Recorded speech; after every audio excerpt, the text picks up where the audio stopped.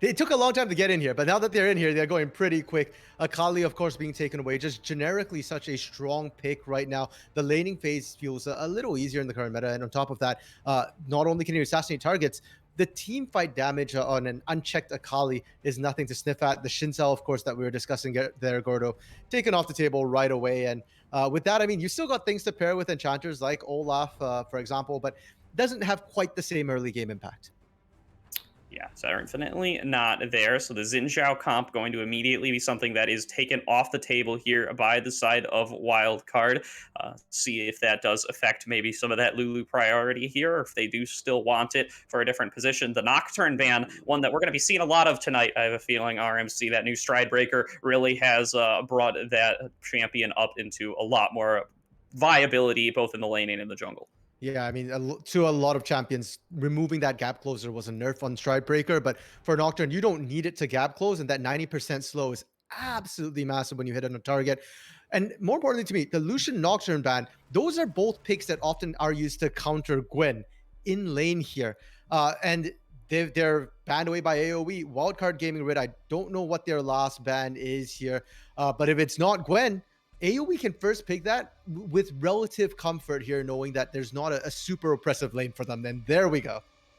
Yeah, looks like that Gwen is going to be locked on in here, is going to be that very powerful presumed top laner for the side of AoE. And, maybe this is the opportunity that AoE have to maybe look at Faisal a little bit more closely to be powerful for this pick. Apparently, the Nocturne ban I'm getting word is Tristana. So the Tristana is actually going to be taken away here by the side of AoE.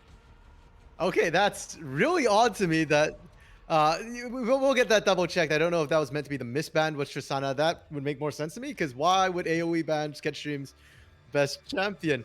But you know what? Varus Thresh is picked up here. And yeah, sorry, we do get confirmation. Misban is Tristana, so that makes sense. It's Wildcard. Varus Thresh, so not the Aphelios coming out here. And personally, I think that is a solid choice. Varus does well into the Tristana early here, and there's no need to risk that Aphelios laning phase necessarily. Arrow has done amazing things on a champion that uses, well, arrows.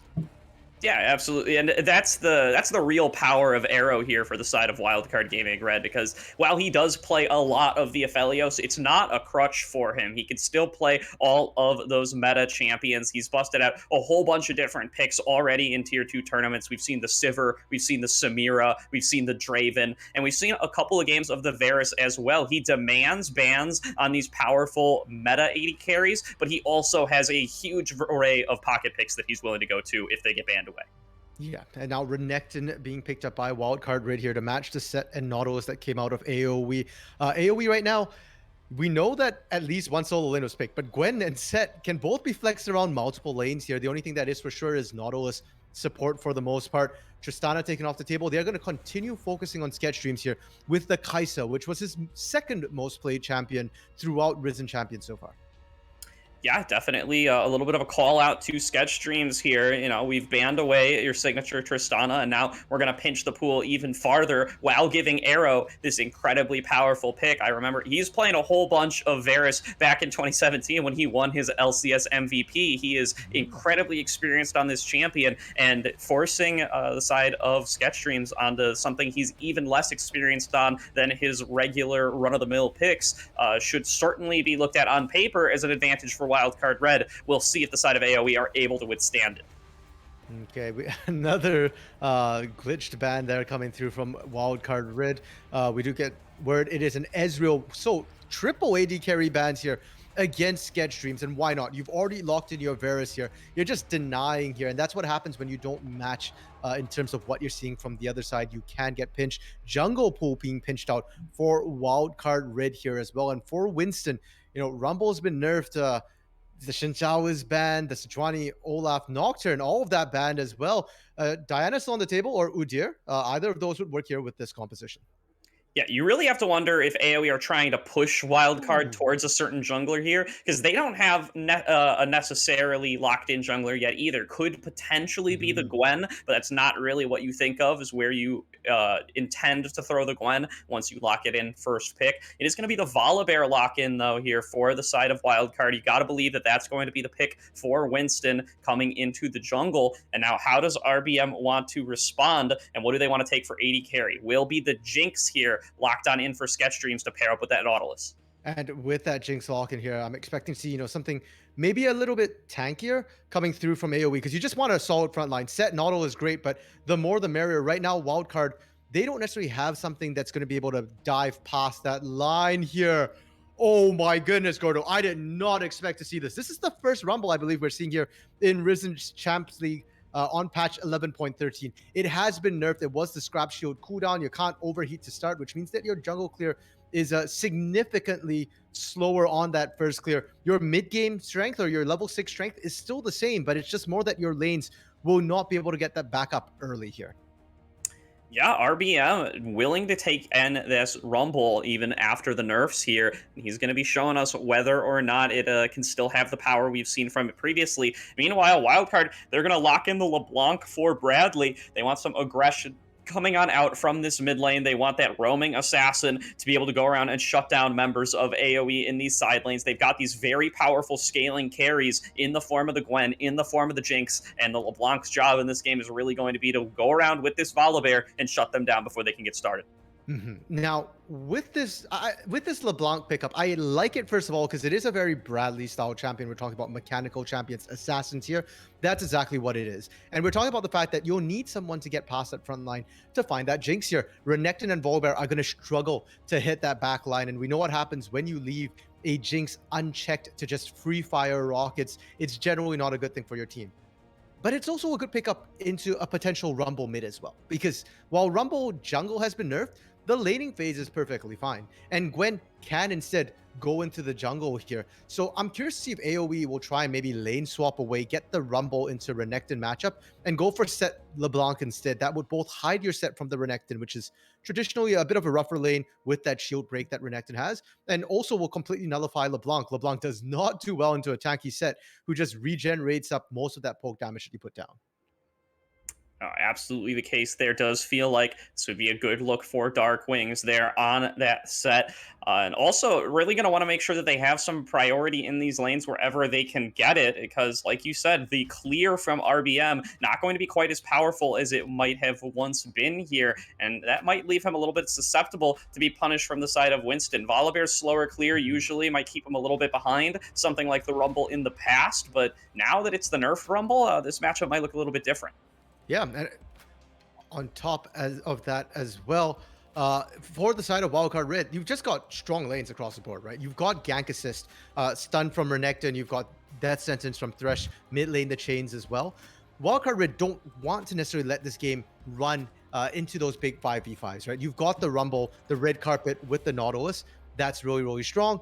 You've got the Jinx as well later on. So Wildcard Gaming wants to take control early and maintain the control. For area of effect esports, AOE esports here, you're in a bit of a tougher situation. Gwen's not the strongest early. You probably won't have a ton of prio.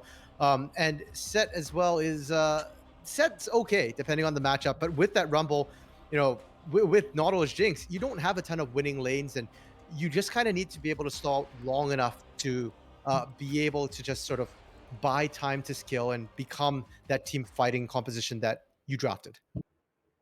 Yeah, absolutely. And yeah, for the side of AoE, going to be all about this scaling here, going to be all about managing to survive the early onslaught that's going to be brought in by these picks like the LeBlanc, like what we assume to be the lethality Varus coming through from Arrow. If they're able to let their champions scale on up, come into the team fights well prepared, use the range that this Jinx does provide, then we can really start to see what the power of this AoE comp is going to be. But RBM, he's going to have to do a good job of tracking Winston on this Rumble. He's going to have to be really aware of where all these ganks might come on through. Everybody on AoE going to have to be prepared for those Volibear dives, because if they aren't, they're just going to get blown open early on by the side of Wildcard. Yeah, and we did get confirmation it is going to be a Gwen top set mid Rumble jungle. So I like I love the mid lane setup. We talked about it. The set, the Gwen into Renekton. I mean, that's something we've seen before. Renekton wins early. Eyes on Rumble here, Gordo. That's where I'm going to be tracking the early game. Yeah, we know that the bot lane's going to be spicy. Of course, we'll watch that as well. But I've not seen Rumble on patch 11.13 in competitive. I kind of want to see you invade and punish this pick from RBM here. We'll have to see if Wildcard can pull it off.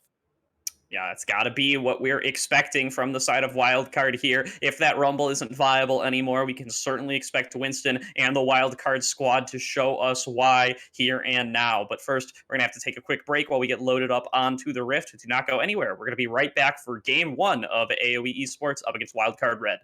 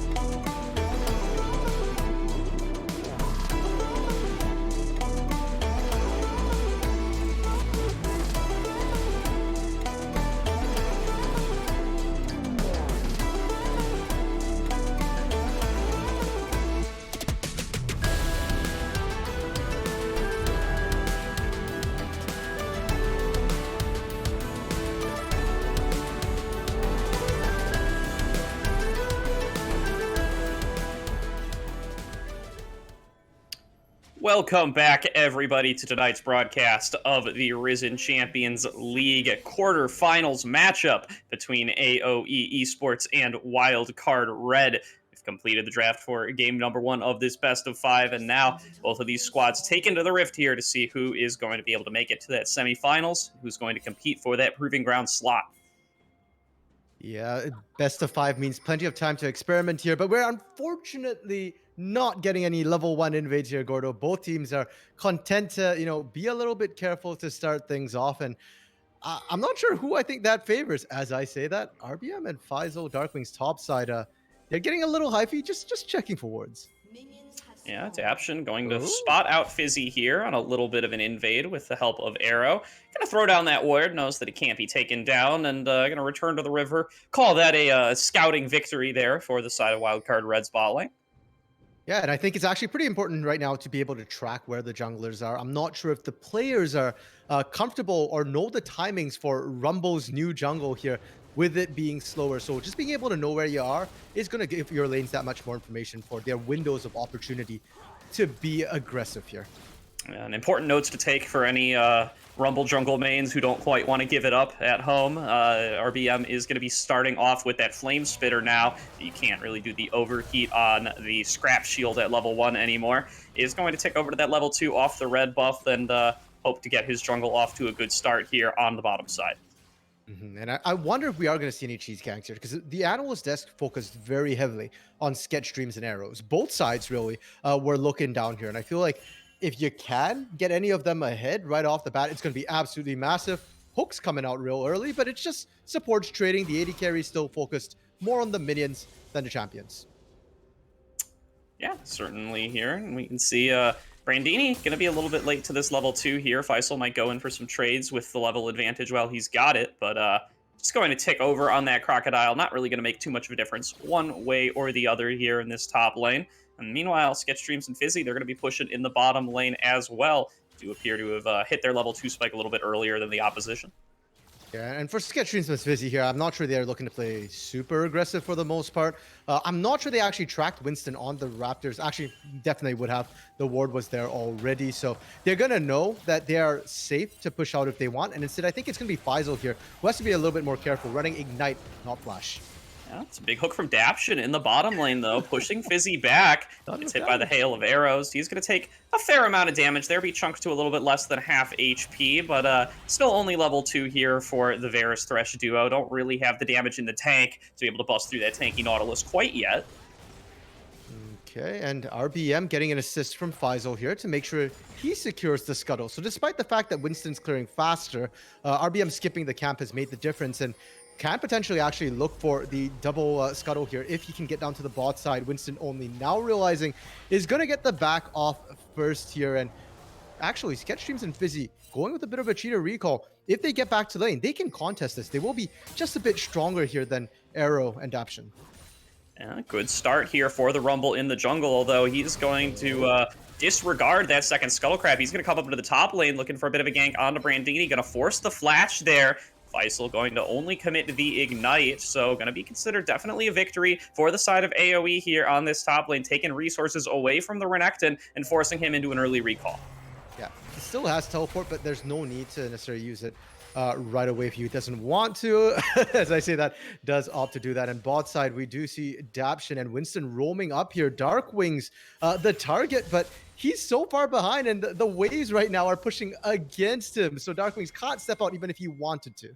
Yeah, just chilling back there, farming with the Haymaker, making sure he can finish off that Siege minion as he does get engaged on by Bradley. Taking a lot of damage here. Bradley gonna flash forward, go for the Ethereal Chains, get him to low HP, and pick up first blood in the 1 versus 1. Darkwing's gonna get the trade back off of the turret kill, but now Arrow getting engaged on in the bottom lane. He's gonna get Dark Passage out of the way here as Winston is there for the backup. Fizzy not long for the world, gonna try to flash on away, but is going to be picked up by the bear. Now RBM has arrived, and the teleport coming on in from Darkwings. He does head on in right away. Arrow gonna be taken on down by RBM. Now they're keeping the fight going on to Winston. Meanwhile, Bradley dives into the backline, looking to get onto Sketchstreams, who's incredibly low HP. Bradley has to back away. Winston going to hide back down under that turret now. Looks like no more kills going to end up going down. It is an extended 1 for 2 in the bottom lane. We went from 0 to 100 real quick there, Gordo, starting the mid lane, and every single summoner, except for the smites, just got blown here in this bot lane pretty much. And these teams, we know that we said that they were going to focus the bot lane, but they weren't kidding. Every single member looking down there. I'm sure if the teleports were available for the top laners, we might actually have seen a 5v5 at 5 minutes. Yeah, it ends up as a 1 versus 1 or a 1-4-1 at the end of the day. All those resources committed, and really nothing really changes in the grand scheme of things here. The gold is traded pretty evenly. Not even first blood up for grabs, given how Darkwings and Bradley had already gone at it in the middle lane. So really, it just ends up being an 80 carry for support trade. I guess you could say that one goes in the favor of AOE here, but Sketchdreams was still just forced off all the farm and didn't really get an advantage for it. Yeah, I mean, frankly, I just got a dead even for the most part. And we've kind of reset back to the lanes here. The kill distribution went the exact same way. Jungle mid for both sides of the map. So the bot lane still really, really quiet there. Neither AD carry getting any of the kills for the most part. Bradley, though, right now, able to roam up, getting aggressive deep vision in here. And I like to see that starting from the mid lane here because you really want to track where RBM is, especially when the teleports are down. Brandini face checking into RBM there. Going to have to double dash away, but he is going to escape at the end of the day. Just has to use the Dominus, though. Another little resource chipped away from the Crocodile in the top lane. Fair enough, yeah, and the needlework is still available for Faisal, but really, until RBM gets that equalizer, unless Brandini is lower than half health, there's not a lot of kill threat here in this top lane. RBM should be hitting that sometime soon, and with the dominance down, maybe a revisit would work, but it'll be a bit longer before we see that happen. Darkwings is trading with Bradley here. Bradley goes all the way in there with the ulti chains. Does look like he's going to be able to pick up this kill. The Haymaker has already been committed. Meanwhile, getting chased down in the top lane. The Equalizer not going to cover his escape route fully, so he is going to be able to dash out of there with the slice and dice. Darkwings able to find the escape as well in the mid lane, but is going to be forced to take that recall. Some aggressive plays here in the solo lanes, but no kills picked up for either side. Yeah, and that was the regank I was hoping to see up top. Didn't quite come to fruition, and that is going to be a cost to AOE now, because that equalizer is a big ultimate. Dragon is up here, and without that equalizer, Wildcard Red have a small window of opportunity where they have a bit more strength here for this first Drake. It's Inferno too, so added damage, no one's going to say no to that. Absolutely not. Not on this squad for Wildcard Red for certain here. Bradley going to come out to give the assist. Daption is on the flank to make sure nobody's going for any sneaky plays through the tri-brush, and that is going to be first Dragon of the game going over to the side of Wildcard Red. Great pickup, and the one I feel worst for in terms of the side of AoE losing this Dragon is Darkwings, because we've already seen Darkwings struggle, and oh dear. It looks like we've got yet another bit of a disconnect here coming through from Fizzy. And just so you know, when we started out the games, Fizzy already had a bit of connection issues, which is why it took us a while to get in. We were waiting out the pause here. Looks like it's happened again. Thankfully, though, Gordo, so far, it hasn't looked like the connection issues affected Fizzy's lane play. No, certainly not. He and Sketchdreams have been doing pretty well in this bottom lane up against Arrow and Daption. Certainly not getting too many massive issues in the 2 versus 2, which we've seen Arrow and Daption create those 2 versus 2 issues against certain opponents in this tournament already. So being able to stare down that Thresh Varus duo from the side of Wildcard Red, come out even for it on your Jinx, that's got to feel pretty good for the side of AoE given the point in the game we're at. Yeah, and I believe Sketchdreams right now is down a little bit of CS, so it's not completely dead even. There are small leads from Arrow, but really small leads when you're facing Arrow is already considered not too bad, much less when you're on a Jinx. The Jinx isn't looking to dominate the lane here.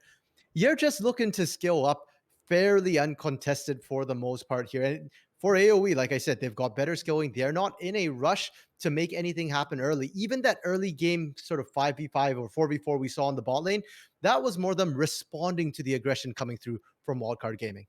No, certainly still pretty even across the map here, although something that really is getting me excited here has been Bradley's LeBlanc thus far, has had some great trades with it up against Darkwings' set, was able to pick up the first blood in a 1-for-1 trade, and just now nearly picked up a second kill there, forced Darkwings to take another recall, is looking pretty dominant, even in what we talked about as a really tough matchup for the LeBlanc, one that often can't have these kinds of victories. Mhm. So once he's unlocked, once he starts walking around the map looking to provide pressure elsewhere, I'm really excited to see what this guy's going to be able to do. Yeah, and I'm concerned a little bit for how AoE is going to try and contain this LeBlanc because Rumble isn't necessarily the best jungler to do it here. A lot of times to deal with LeBlanc, the answer is CC and damage. Just kill LeBlanc because death is the hardest CC of all. Rumble's got the damage, but Set doesn't necessarily have the best CC to try and lock down the LeBlanc. Yes, you can phase breaker, yank her in. Maybe you get a bit of a stun off, but she can just distort away here. And instead, I think it's going to be a lot about trying to match her roam, match your movements around the map, and make sure that you've got the bodies there. We already saw, in that bot lane, as long as there's enough people, Bradley does struggle a little bit to try and find those squishy targets in the middle of everybody and get out unscathed. Yeah, you can imagine the fancy plays where you get to face breaker up against her own clone or something like that, but those are going to be few and far between as far as those opportunities go. And instead, it's really going to be up to somebody else on the side of AoE to really be able to deal with this LeBlanc to dish out the damage quickly enough, as you were saying. Maybe using the Jinx range advantage, definitely going to be in AoE's cards here for avoiding that LeBlanc. But otherwise, they're really going to need maybe Faisal, RBM, Darkwings between those three and the massive damage that they're going to be able to put out as we go later on into this game. Maybe that's the secret for how you can deal with Bradley's LeBlanc, but definitely going to want to make sure it doesn't get rolling too harshly in this early game. Yeah, and speaking of the top lane as well, we did actually see the first action came out in the top lane. Granted, there wasn't kills, and we talked about the fact that Faisal, Brandini, they're not really players to take over a game. Faisal's on Gwen. You can take over with Gwen, and more importantly, we're 8 minutes into the game. This is usually where Gwen starts to struggle a little bit in lane, and Faisal is up CS right now, up about 10 CS, up about half a level as well. So hey, maybe the Faisal carry, maybe our caster hot take wasn't that hot after all. Maybe it was not always happy to be proven right here on the caster's desk, and it does look like we might be coming out of this pause here in just a couple of seconds. We'll stay on cams for just a moment or two longer as we are waiting to see these guys get Fizzy reconnected, get ready to return to the gameplay from these two teams. I don't. I wish I could be that optimistic, or I don't know, man. Like Fizzy's connection issues are pretty bad right now. We'll give him maybe 30 seconds to try and see if Fizzy can sort this out here. So yeah, if you weren't here when the pause started, basically Fizzy is having some connection issues, and we really do hope that he can fix it because we're in the quarterfinals. Gordo. These matches are exciting, and Wildcard AOE. These are both pretty big organizations in the amateur scene. It's been 30 seconds. I'm trying to stall. Fizzy is not back. I think we got to throw this one to a bit of a pause here, Gordo. So without further ado, quick intermission. Hopefully things get fixed back, and we'll be right back. Stick around. Don't leave.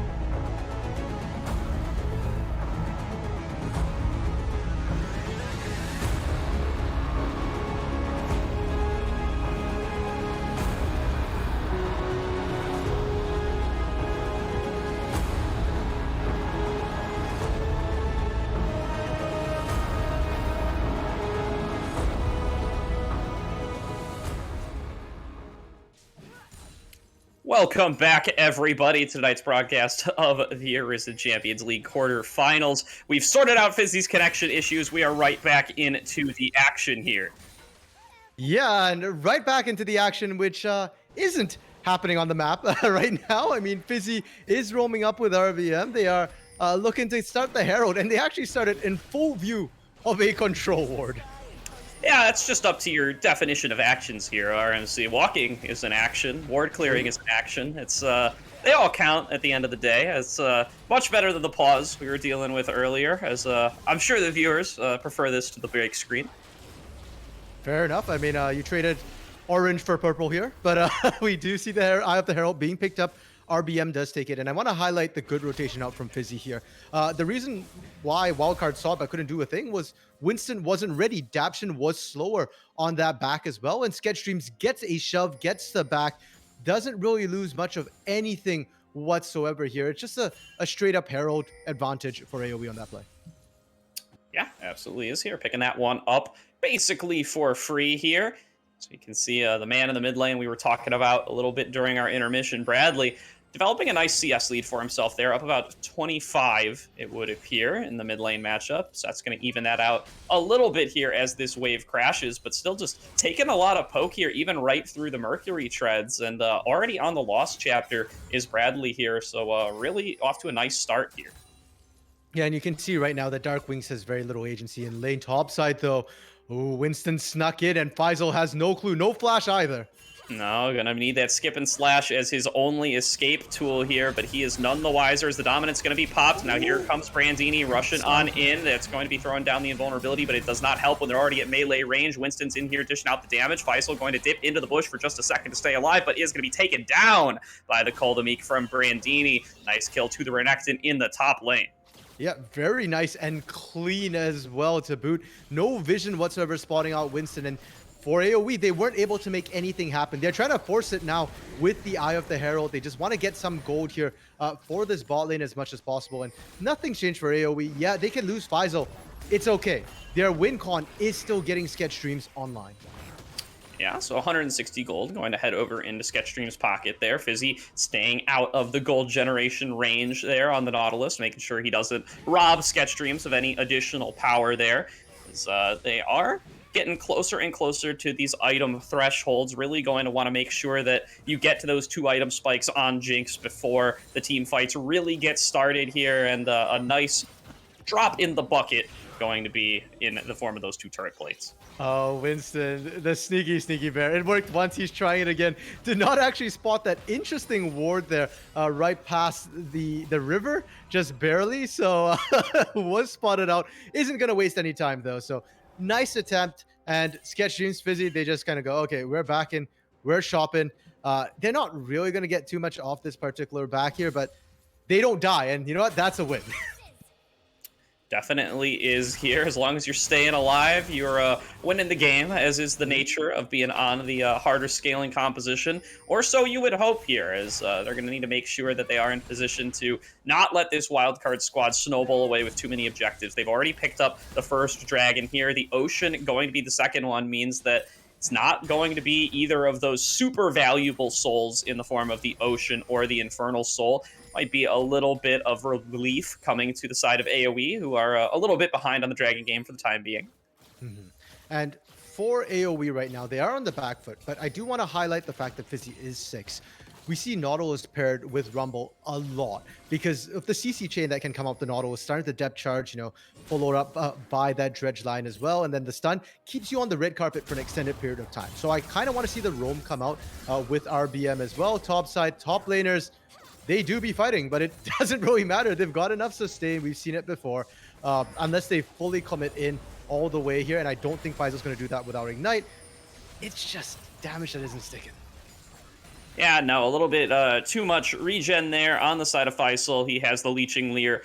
And meanwhile, Brandini, he's rocking the Merc Treads. So damage output, not what it will be later on at the very least. As Dark Wings and Bradley going at it once again here. Winston is here for the interrupt. That's going to be the showstopper to try to escape. A lot of damage done to Bradley, but Dark Wings going to have to back on away. Now Winston going to be dived under the mid lane turret. Deep? But is going to be able to survive it. Dark Wings avoids too much bear damage there, survives just on the back of his pit grit and shielding, and is going to avoid going down there to the first Stormbringer of the game from Winston.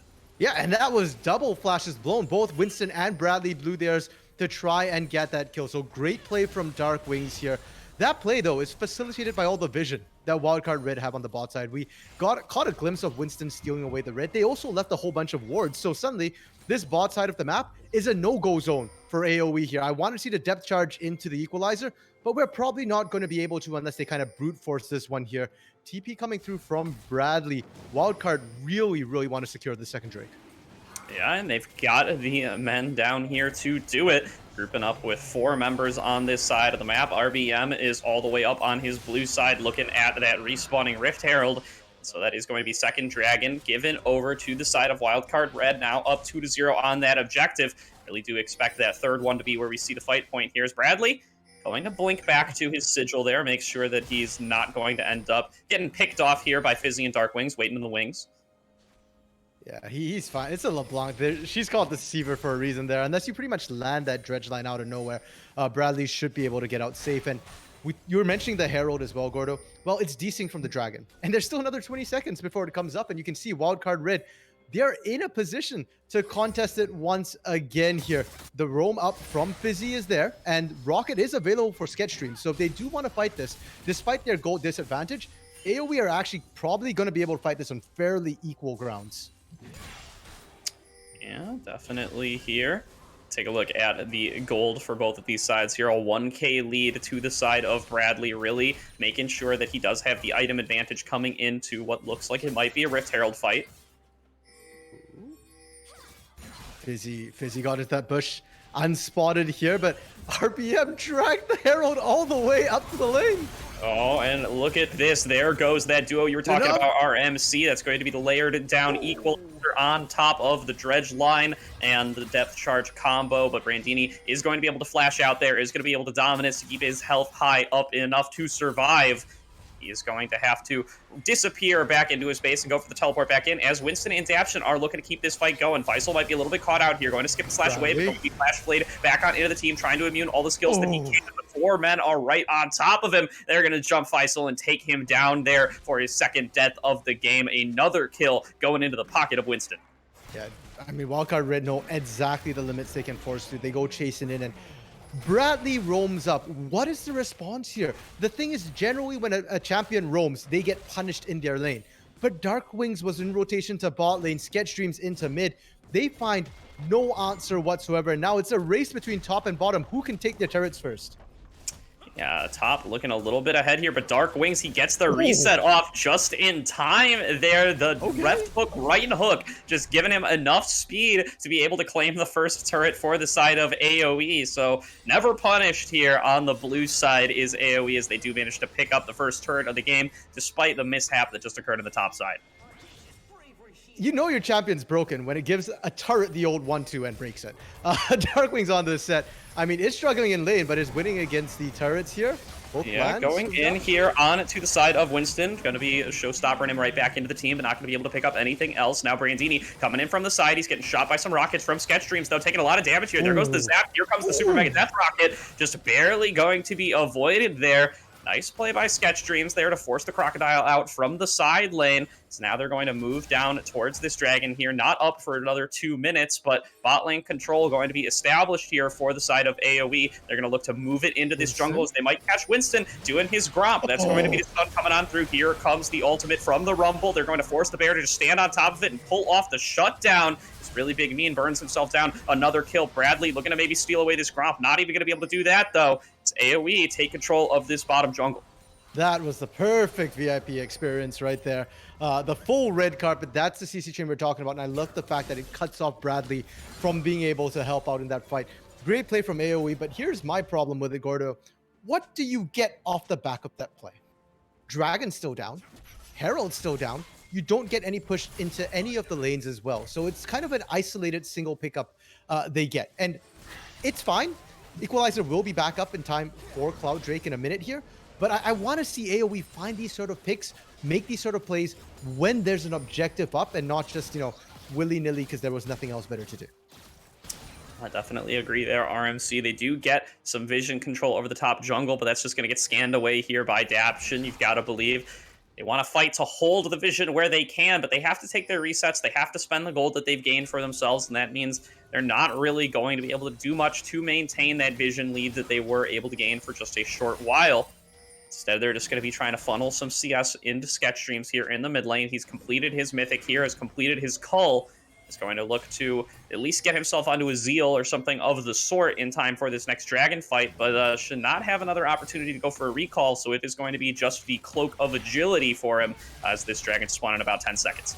Yeah, you just need every little bit of power you can get. Checking the items as well while we're at it here, Gordo. Interestingly enough, Rift Maker for RBM on this Rumble. Now, that's not something we see too much of here.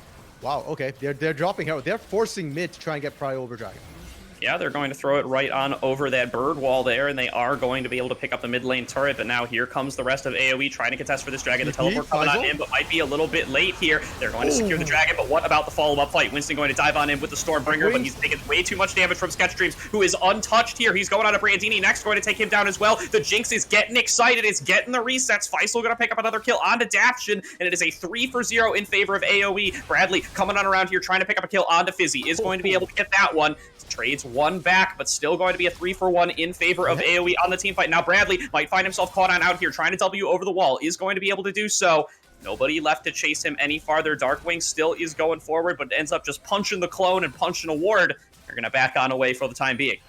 You know what? I think AoE are going to be happy with that there. They do manage to start bringing their team fighting to bear here. It's been so hard trying to force Wildcard Rit to actually stand and fight, and they've been dragging them all around the map. So that's going to be nice for them. That said, they did lose Dragon, and we are now at Soul Point. Cloud Soul isn't usually considered sort of the scariest of souls here, but you're already facing a LeBlanc who is so mobile and hard to pin down. The Volibear as well, and the Renekton. If they can run fast enough and access your Jinx, that is going to be a problem. So AoE, they've got to start, trying to defend these Dragons a little bit better, making sure they're in position. They won't have to worry about a Herald drop the next time, but Baron is up. And that is something that they will also have to watch while looking at Dragons. Absolutely the case here. Baron going to be a sole objective on the map now for about 3 minutes and 30 seconds. Want to see how these two squads are going to fight for vision around the topside river. You can see Faisal doing his part there. Throws down a pink in the ping brush. It's going to disable a few more wards here. It's a really big meme. Threatening once again with that equalizer. It's going to have to be respected by Daption and Arrow. And so before that fight started out, I was talking a little bit about items. Rift Maker for RBM here is not something we see a lot on Rumbles. It gives you more survivability with the Omnivamp there, but at the same time, I'm not sure that's what they need. We also see Duskblade coming out for Arrow here, and that seems to be what the Varustas have gone to now that Prowler's Claw has lost 3 lethality. Personally, I'm not sold that it's still the better item here, and I'm going to be looking at Arrow here to see if he can make use of that passive, or if he can make use of the ability haste. Because so far, we're not seeing the Varus just chuck out arrows on cooldown, nor are we seeing Chains of Corruptions being flung willy-nilly. So I'm still not sold on picking ability haste over lethality. Yeah, definitely something we want to keep an eye on here is what they are going to be accomplishing with those items in particular. Bottom lane turret going to go down to the side of Bradley. Just want to try to equalize across the map here, and that is going to give Wildcard the turret lead as they finish off the last of the outer turrets. Although Fizzy waiting around for Daption here, has RBM in the bush as well. Going to be potentially spotted out of here. There's the flash engage coming through onto Arrow, and he's got nowhere to go. Depth charge on top of the equalizer going to melt right through the Korean AD carry, and he is going to fall on down. AoE now 5 versus 4 on the map are looking at this Baron. I don't think they have quite enough damage yet. Darkwing's dub does have teleport right now, and they accidentally hit it. So it started up for now. Good. I'm glad they wisely backed off. We've seen teams throw at Baron, and at 22 minutes, sure, you've got the Rift Maker on Faisal, you've got the Kraken Slayer onto Sketch Streams here, but it just doesn't feel like it's enough necessarily to deal with Renekton, Volibear diving your backline, and Bradley 2-1 on a LeBlanc doesn't sound too scary, but Bradley has been an absolute force right now for Wildcard Gaming, has been the one to really find their way into the backline, find this Jinx, find this Gwen. Yeah, definitely here. So going to be just some vision cleared away from the Baron from the side of Wildcard Red. Nothing more to really be gained off of that pick on Arrow, though more gold to be funneled over into the side of Really Big Meme. He's 3-0-3 on this Rumble now, has the Zonias completed for this next fight. Want to see who he's going to be able to burn down and how much he is going to be able to accomplish on the Rumble pick, which, you know, we had our doubts about coming on into the day, but so far looks very similar to the Rumble we've seen as of late. Yeah, I mean, basically, once you get past that sort of first, second clear for the most part, Rumble is Rumble. Once you get items, he will clear roughly at the same speed here. And right now, it's the mid game. It's where Rumble really tends to shine. So AOE, they're starting to get comfortable. They're hitting the breakpoints they want to be at. And it's really down to Wildcard Red to try and stop this skilling from happening. You've got a Volbear, you've got a Renekton. Neither of them are late game champions. And as much as Bradley has done so far, Bradley needs to find more still. They're relying very heavily on this assassin to find the backline. And Arrow as well actually has not really been able to do much. TP from Bradley down into the bot side. Yeah, definitely. It's now Bradley coming around from the backside, going to distort over the wall there. Maybe going to blink back, maybe not. So he is looking to just regroup back with his team. Did not really get the flank angle onto any squishies. As now Sketchstream's just clearing away on the mid side. Darkwing's going to be chunked out a little bit there, down to about half HP. Does have the pit grit to regen him back up, but instead he's just going to take the recall. He's going to look to teleport back on in. But they have to be very careful. This is Soul Dragon here, RMC. Yeah, and that's why we're seeing them try and force this fight here. TP is available for Darkwings, but I want to see him here before. If he waits for that 4-second channel, might be too late. He's on the back lines.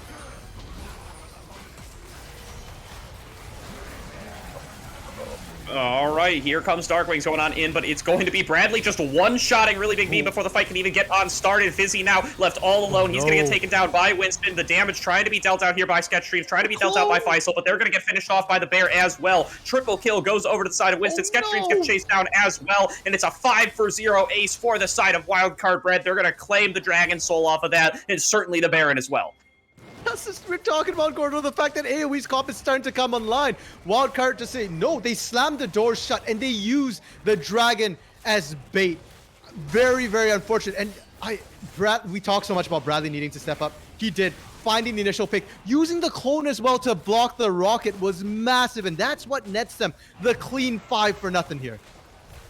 Yeah, super well played there by the side of Wildcard. They blow this game wide open. They claim themselves the Cloud Soul. They claim themselves the Baron, and they are now well in the driver's seat for this game, looking to continue to snowball onto the face of AOE. Yeah, and with the Baron buff in their pockets as well. So far, AOE has only taken the outer turret, so it's a little bit difficult to push all the way into the inhibs, but there's a lot of standing gold for them right now. 5k gold lead here, and it felt like AoE was able to stabilize. That should balloon right here with Soul in their pocket. In 5 minutes time, if Wildcard hasn't broken the base open yet, AoE still faces a very tough choice when Elder and Baron are both up, when they don't feel like at this point they have a great answer to Bradley, even potentially just split pushing here. Yeah, no, and Really Big Meme just getting picked off instantly really does seal the deal for that fight there. He's got so much gold invested onto this Rumble from the side of AoE that once they lose him, it's really very low on resources for the side of AoE to be able to take these fights. They need to find a way to keep RBM safer coming into these team fights. But now that the gold lead has been ballooned so high for Wildcard, are really going to find less and less of those opportunities. Yeah, Darkwing's trying to take that turret there. I appreciate the thought, but you lost 2 inners for an outer here, and you need to be back right now. You don't have TP to rejoin the rest of your team, and I thought they wouldn't be able to crack an inhibitor. They definitely can right now. Double siege minions, and there's no wave clear coming out right now. Sketchstreams can't get in range. Oh, really cannot. Finally is going to be able to step up onto that wave, but that's while Brandini is crashing a wave in mid. Faisal trying to respond to that one. They are going to lose that bottom turret.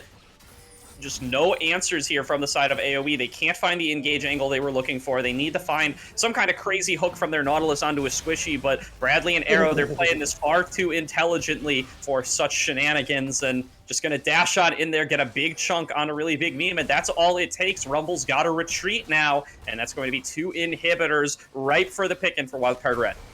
3 completed items from Bradley here. Death Cap, Ludens, as well as Void Staff. You've got magic resist, doesn't matter. You've got no magic resist, you don't matter here right now. Bradley is just absolutely terrorizing. That's 1v3.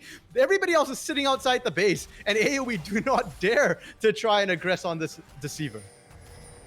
Yeah, no, certainly not. Now you see the enemy, and now you don't from the side of Bradley as well. Now they're going in for the engage. They've thrown down the death charge. Here's the teleport. A little bit late. Bradley's going to be long gone by the time that matters. Fizzy chunked down incredibly low, but is going to be able to escape. Darkwings now is the next target. He's going to get melted through by Arrow. Faisal trying to keep the fight going, but he's in a 1 versus 4. Going to get flayed back on in. Going to get taken down by Brandini. It's a 2 for 0. Once again in favor of Wildcard Red, and this might be the moment they were waiting for. They might be able to crack open the base right here. Baron just wearing out right now, but you've got supers, you don't care. Sketch Streams trying to mount a defense, no equalizer either, so this has to be huge. Yeah, here's the fight, but RBM just going to get 1 shot here. As now Brandini going to dive into the backside, going in for Sketch Dreams. He is the last man standing, and this Jinx cannot 1v5 at 29 minutes into the game. Instead, it's going to be Wildcard Red. Oh, as there we go. A little bit of an attempted magic trick there from the Deceiver herself, but Bradley and Arrow no longer visible as they are going to fall on down. But Wildcard Red claim themselves game number 1. Ooh, boy, Gordo. I mean, we were talking about, it's all about the bot lane, it's going to be all about Sketch Streams versus Arrows. It wasn't. It was the Bradley show from start to finish there. The LeBlanc up, 80 CS towards the end of the game. On paper, I like the set into LeBlanc. I knew that set was going to get bullied early, but it wasn't just bullying early. It was start to finish. Bradley just had Darkwing's number. Darkwings did not get to play the game here. And why I don't think you necessarily need to ban the LeBlanc, or I'm not sure what you'd open to ban the LeBlanc. I do think that AoE might need to reconsider how to deal with it here, whether it be a different pick instead of that set, maybe using the Gwen instead, or whether it be just sending more pressure in there, getting RBM, getting Fizzy into that mid lane a little bit more to relieve pressure. Yeah, absolutely. A great performance there from Bradley and the West of Wildcard Red there. Really excited to see that LeBlanc coming on out here in the competitive scene. A huge amount of autonomy on that champion for Bradley, and he makes his presence felt. Gonna throw it over now to our analyst desk to hear them break on down that game that we just saw. And welcome back to the analyst desk here, ladies and gentlemen. Once again, my name is DJ, joined by Elijah and Taco. And I think RMC said it best here, gentlemen. We had a lot to say about the bottom lanes, and there was a Jinx drafted for Sketch Streams to try to allow him to carry. But this game, among other things, largely became about that R5 LeBlanc for Bradley, as he played that counter pick to mostly perfection in this game number 1.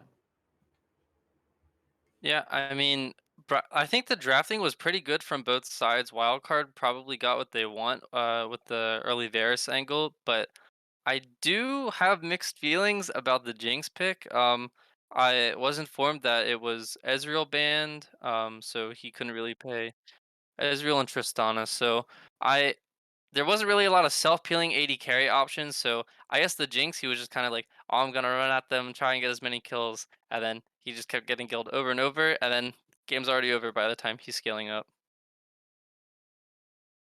Yeah, so unfortunately, Sketch not able to quite get it done there on that Jinx, but there were some moments here from AoE, right? That third Drake, they didn't get the Drake, but you could see kind of the scaling aspects of this composition coming online, and this is something we were talking about here between Elijah and Matt during that game about those scaling options, about how AoE could kind of grow into this game. But Elijah, I know in particular, we want to talk about that fight around the soul and maybe why you had a couple of questions about AoE's setup.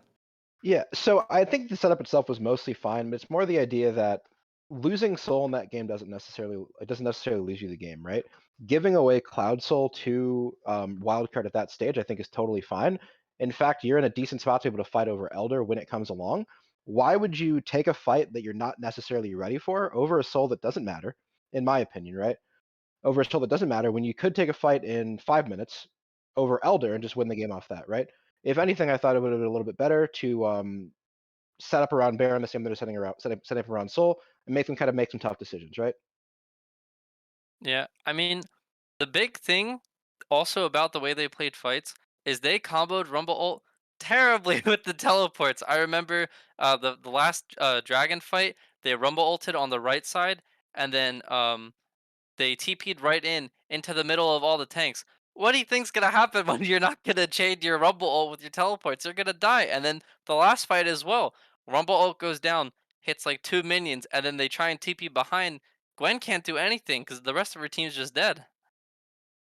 Yeah, some miscommunications there. And that wasn't the only occasion as well. I know some early game from both of the teams kind of catching your eye, Elijah, as to some of the setup. And maybe this is some of the details you could talk to us about here are kind of building on your point early in the day that AoE has not looked that clean in this tournament. And it seems that that might be the case here today. Yeah, I feel like giving away a solo kill to LeBlanc super early. Granted, it was traded back. Really kind of ruins a lot of stuff for the set lane, right? Because the reason you pick the set is to be able to have him kind of get unlocked from that lane and look for good 2v2 with your jungler. Look for spots where you can really look to do something with the set. But once you fall behind against LeBlanc, what ends up happening is she gets to her chapter and she starts to like run over the lane, run over the game, right? So dying there is super, super rough. On top of that, seemed like a fundamental misunderstanding of both teams on how jungle pathing worked. Level one, game one, you have a pretty predictable top lane gank on Brandini, starting off the game, leading to a very predictable bot lane gank on Sketch Streams and and Fizzy, and it led to a lot of summoners being burned and fights that didn't need to happen, and in all reality shouldn't have happened, right? If you understand the way that the pathing necessarily works. Right, and if those fights don't happen, right, maybe there is more time for AOE, and I think that's a lot of what we talked about with their composition was time was definitely on their side when we looked at these two drafts. For sure, Wildcard Red had options into the later stages of the game, but certainly wasn't going to be as easy for them, Taco. Yeah, I mean, I think the way that they just kind of played that bot fight early, set them behind really far. I do want to commend them of being able to bring it back. Part of that is on Bradley playing his lane relatively perfect and then being able to just go wherever else he wants to on the map. Being able to stack up those dragons. Winston also under the radar had a really good game as well behind Bradley, but I think Wildcard Red did a pretty good job getting themselves back into the game after some early some early issues.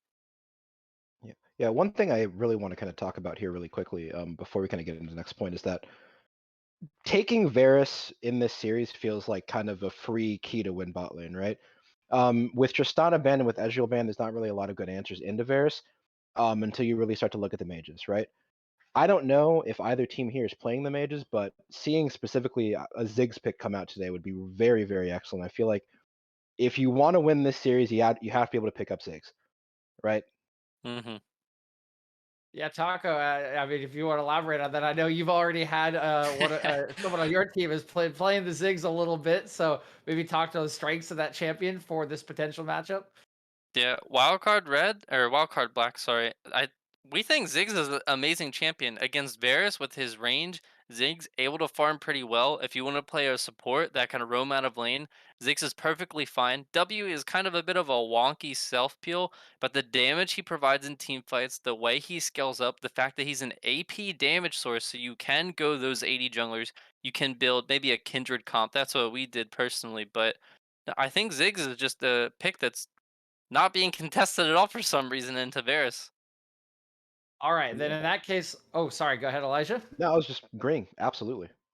All right, in that case, we've talked a little bit about the recap from game number one. We've kind of hinted at potentially a Ziggs and whether that can be played or not, but I do want to play a little bit of doctor here as we go into game number two. Elijah, you predicted that if game one didn't go in AoE's favor, they were going to get 3-0'd here. If you are the AoE coach, the players here, what are you doing in this game two draft to try to overcome that prediction? Well, I can't really speak on what they've been working on scrims, right? I think that if they have an option to play into the Varus, they should break it out now because it's going to keep getting picked, right? Otherwise, I think taking the Varus and maybe looking to play a poke style would be a little bit better going into game two. But if they keep trying to just run back Jinx, especially without the Thresh, because they've been playing so much Jinx Thresh through Cup and through Risen, if they try to just keep running back the same stuff, they're going to get 3-0'd. Yeah, I mean, I think Wildcard had a bit of a shaky game one. I was actually kind of surprised at the way they played like those early jungle gank fights, but I still have the belief. I still think for game two they're gonna come pretty solid, and I'm just gonna have to see if AOE responds better in draft. All right, you've heard it here from our analysts after Wildcard Red cleaned up game one. We have had a swap of sides, so we will have Wildcard Red drafting from blue side this time around. We'll see if that changes the fortunes, but we'll be guided through those fortunes by our casters, Gordo and RMC. Take it away, gentlemen.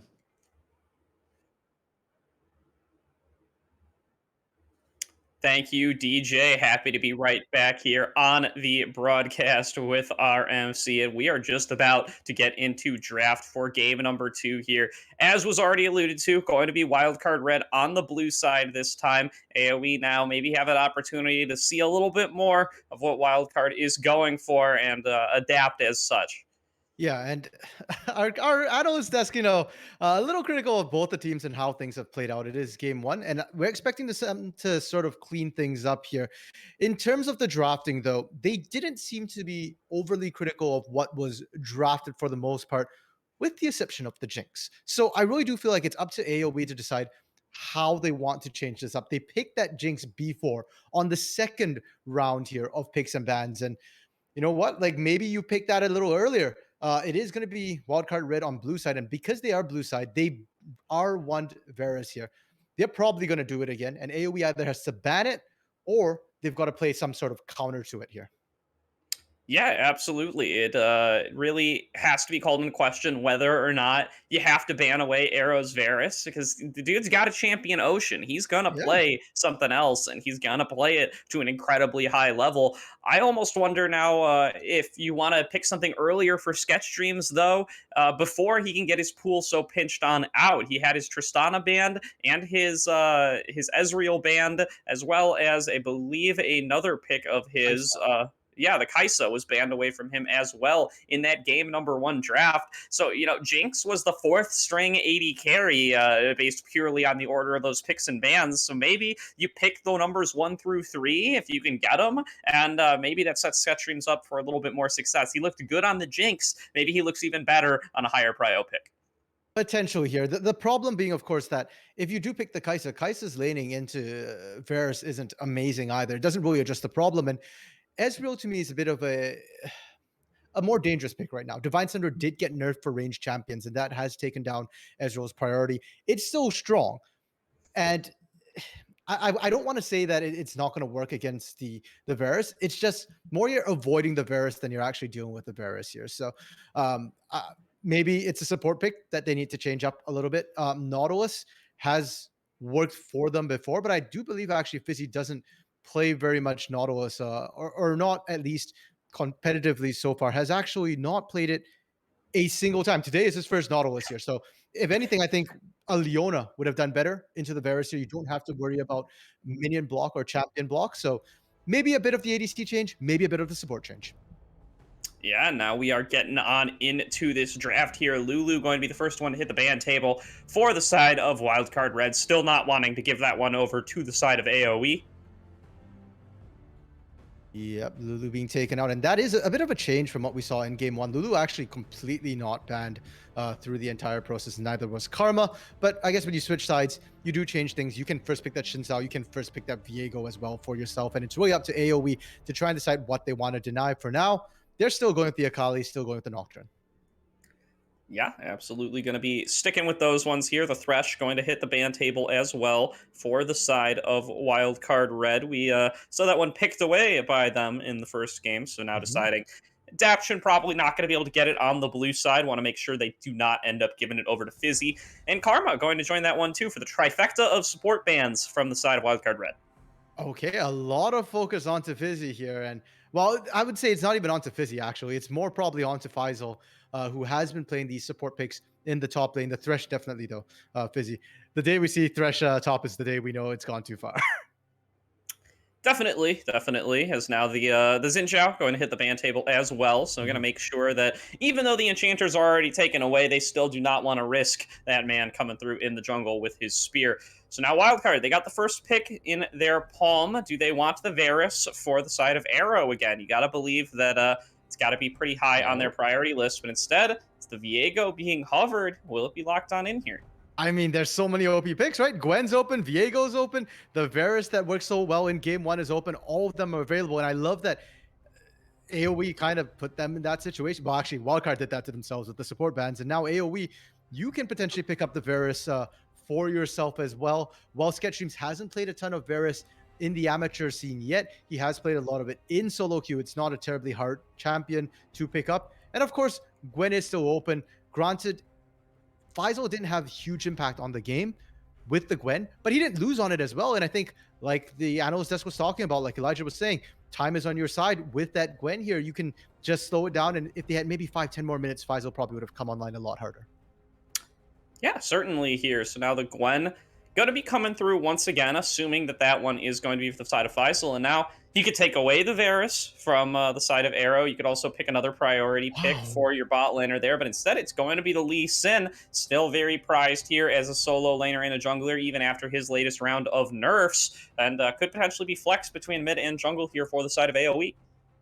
Okay, so this must mean surely that AoE has something prepared for this Varus here. The fact that you didn't pick it, Lee Sin, last night we saw it being used by RBM here into the jungle rather than by Darkwings in the mid lane. It does decently into the Viego, and Viego, we should probably touch on the fact that was nerfed as well. Has a lot less sustained 50% healing from minions, so there's a decent chance as well that Viego ends up in the jungle here for Winston. Yeah, and RMC, I have a pretty good idea of what the pick into Varus might be from the side of AoE here. That Tristana that was banned away in game number 1 has not hit the ban table as of yet in this draft here. So this is Sketchstream's opportunity here to lock on into that signature pick. He's only got one loss on it this season thus far in competitive. Might want to keep that streak going here if he is able to lock it on in for himself here on the R3. Yeah, and we heard it on the analyst desk as well. It is a good pick into the Varus, in lane as well as out of lane. In these team fight, the range you get. And sure enough, they lock it in here. And from Wildcard Red, I am now expecting them to start targeting the support pool a little bit here, because Leona has traditionally been a counter to that Nautilus, works very, very well with that Tristana. AoE, on the other hand, they're learning from mistakes. Bradley does not get LeBlanc again. Yeah, if you're any other team in this tournament right now, the alarm bells start going off, and you're like, oh no, we got to ban supports right now, because we've already started facing down off against Sketchstreams as Tristana, and we know how dangerous that hit can be. But this time, though, you are Wildcard Red. You have Arrow in the bot lane. He's been here before. He's been in places a lot higher than this before, and he should be confident coming on into this matchup up against Sketchstreams. He's willing to give him his Tristana, but the bans are going to come through on the support pool nonetheless, and that's a nice look from AoE here. They ban away the LeBlanc, do not want to deal with Bradley on that champ again. Yeah, and that really felt like the bulk of the issues that they were having in their game. Now, if they are thinking of potentially sending Lee Sin to a lane, we might see a Renekton ban. Nope, okay, they just go with the Silas ban. That's just another strong carry style champion that Bradley plays, and it looks like they're just trying to remove those off the table here. In game 1, it was the Lucian that they banned against Bradley. That's still on the table, though it probably wouldn't fare too well into, say, the likes of Lee here. Yeah, definitely something to keep in mind. The Braum looking like it might be the ban here from the side of Wildcard. So support pool, well and truly pinched here as the Nautilus has been taken away, the Leona as well. I'm going to assume that that was a locked-in Braum ban, but I'm sure we'll be getting word as to what it was soon enough. And that leaves Alistair, which is going to be immediately locked in here for the side of AOE. They are going to save what might be their jungler, what might be a solo laner for the very last pick of the draft, and they're going to take the cow down there in the support position. Perfect prediction there from you, Gordo. It was indeed Braum being removed away here from the pool of AoE. But yeah, Alistair does the same thing as Leona in terms of disengaging for that Nautilus here. And you still have the sort of kill threat. Granted, it's not quite as strong here, and Eclipse is on a lot shorter cooldown. Wildcard, though, picking their jungler, and they are going with a Kindred potentially here, and then Volibear into the top lane? That is what we're looking at right here, right now, RMC. I'm sure we'll wait for the lock in here to get final word on what that is going to be on the last pick. But that Kindred's locked in, as far as I know. Hearing a little bit of confusion from production, but we will find out soon enough if that is what's going to be locked on in. And here is the Volibear as well. This looks like a Volibear top to me, RMC. Until I hear otherwise, I'm going to act like it's here. Okay, so the reason why I'm a little hesitant is because there is a dark tech floating around right now for Kindred in lane. I have heard about it. I have heard bad things about it. So I'm really hoping that isn't what we're seeing. And we get word. Okay, so it's not a Kindred, it's an Orianna. Okay, that the makes two a most lot more sense to different me. champions, as they're not even close to each other in the alphabet, but somehow the pro draft feeds us the Orianna when in reality the Kindred is the truth. And now, or feeds us the Kindred when the Orianna is the truth. And now it's going to be the lock on in for the side of Darkwings. He is going to take the victor into that Orianna. It's like we're right back at the beginning of the season, RMC. We've got these control mage matchups in the middle lane. And we're going to see these two guys, we were talking about it in the pregame, these two traditional mage players coming at each other on the traditional mages. Yep, and I've said it before, I'll say it again. I love Darkwings on these control mages here. If we look at what we've ended up drafting ourselves, they're kind of just standard front to back compositions for the most part for these teams, right? You've got your Tristana and your backline with your Victor, Alistar in the front, Lee Sin, Gwen. They're going to be the ones going in, hunting down for the side of AoE. Wildcard red here. You've got Varus in the backline. I wouldn't be surprised to see a lethal tempo Varus coming out this game, perhaps. With that Orianna as well. You've got the ball delivery systems with the Nautilus, with the Volibear, and even with Viego, you give a bit more of that shielding. You let him run in there and just kind of carve up all these front liners for the side of AoE. So the team fight's going to be fairly standard.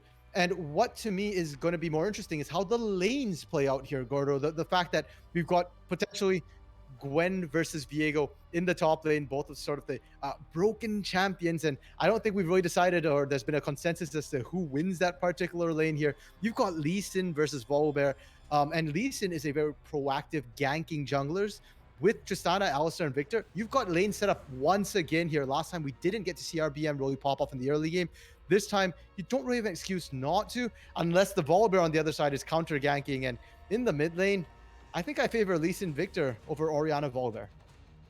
Yeah, I can definitely see that one here, although gonna have to wait and see how the ganks actually get on executed there. Of course, the Sonic Wave always going to be the big decider in these sorts of 2v2 fights. And really, as you said, curious about that top lane. Both really powerful scaling picks. Both of these new Shadow Isles champions going to be facing off against one another here. It's very often that one or both of them are hitting the ban table, so getting to see them face off is certainly going to be a treat for everyone involved. And it's going to be between Faisal and Brandini, two laners that we've been memeing on the fact that they do just get to sit up there on an island all game, that their teams pretty much do hang them out to dry and leave them to fight it out. So we'll certainly have a solid answer for how the Viego versus Gwen lane goes by the end of this game, presuming that these teams play the way that we expect them to. Yeah, I was already surprised enough when we saw the gangs come out early last game into the top side, even though they were, as Elijah mentioned, fairly telegraphed there.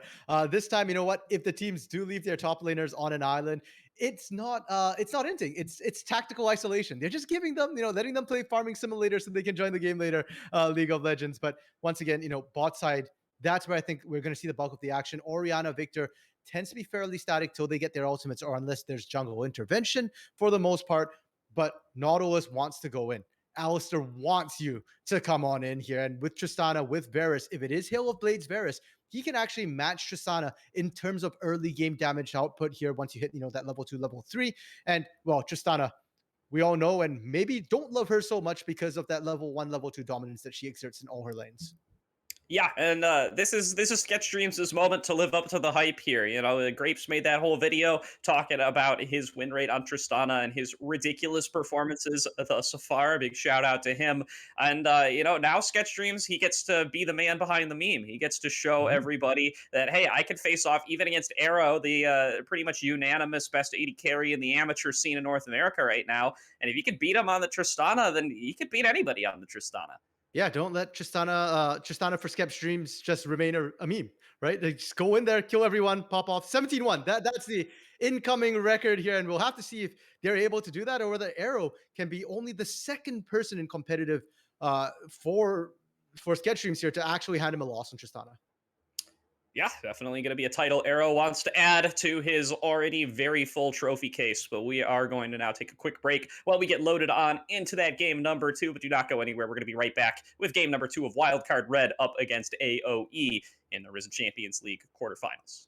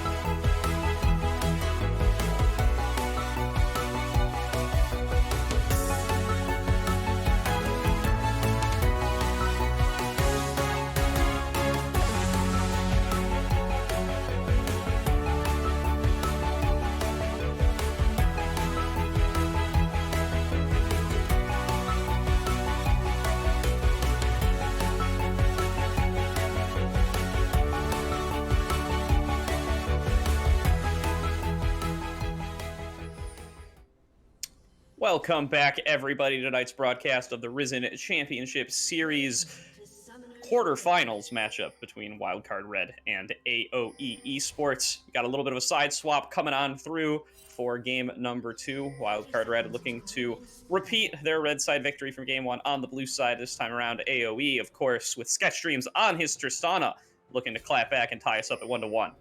I feel like you're just trying to squeeze as many colors as you can there, Gordo, into one sentence there. Wildcard red, blue. That's all we need to know. AOE red here. And again, not a ton of level 1 action.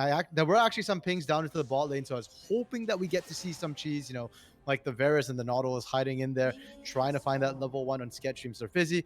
But it doesn't happen. We do see both junglers, though, looking to be on the top side for now. I do believe they did spot each other out, so we might get to see a little bit earlier action this game around the scuttles on the bot side of the map. Yeah, and if that does happen, we want to be keeping an eye out here on the bottom lane, because whoever has that priority, whoever is able to get the shove in, is going to be there first to be able to help on out their jungler, and are, of course, going to have 2 members there to be able to do so. It's going to be a big influencer on this bottom scuttle fight if it does play out that way. Daption already trying to clear out the wards here. Both supports actually starting with those sweepers as well to make sure that they can try and get bush control. And it's going to be super important with this Alistar and with this Nautilus, because they're both engaged supports here who do want to get some fights early, who are more than happy to brawl it out. Absolutely here, and it does look like Arrow and Daption have taken control over this wave early on. It's, might be expected here with the power that Nautilus does bring out. Does a lot of damage with the staggering blows as well as the hook there. Might be a little tough for Fizzy to go blow for blow up against that Nautilus in the level 1 state. Now they're just trying to pick up whatever farm they can, but level 2 almost certainly going to be a hit first for the Wildcard Red bottom lane.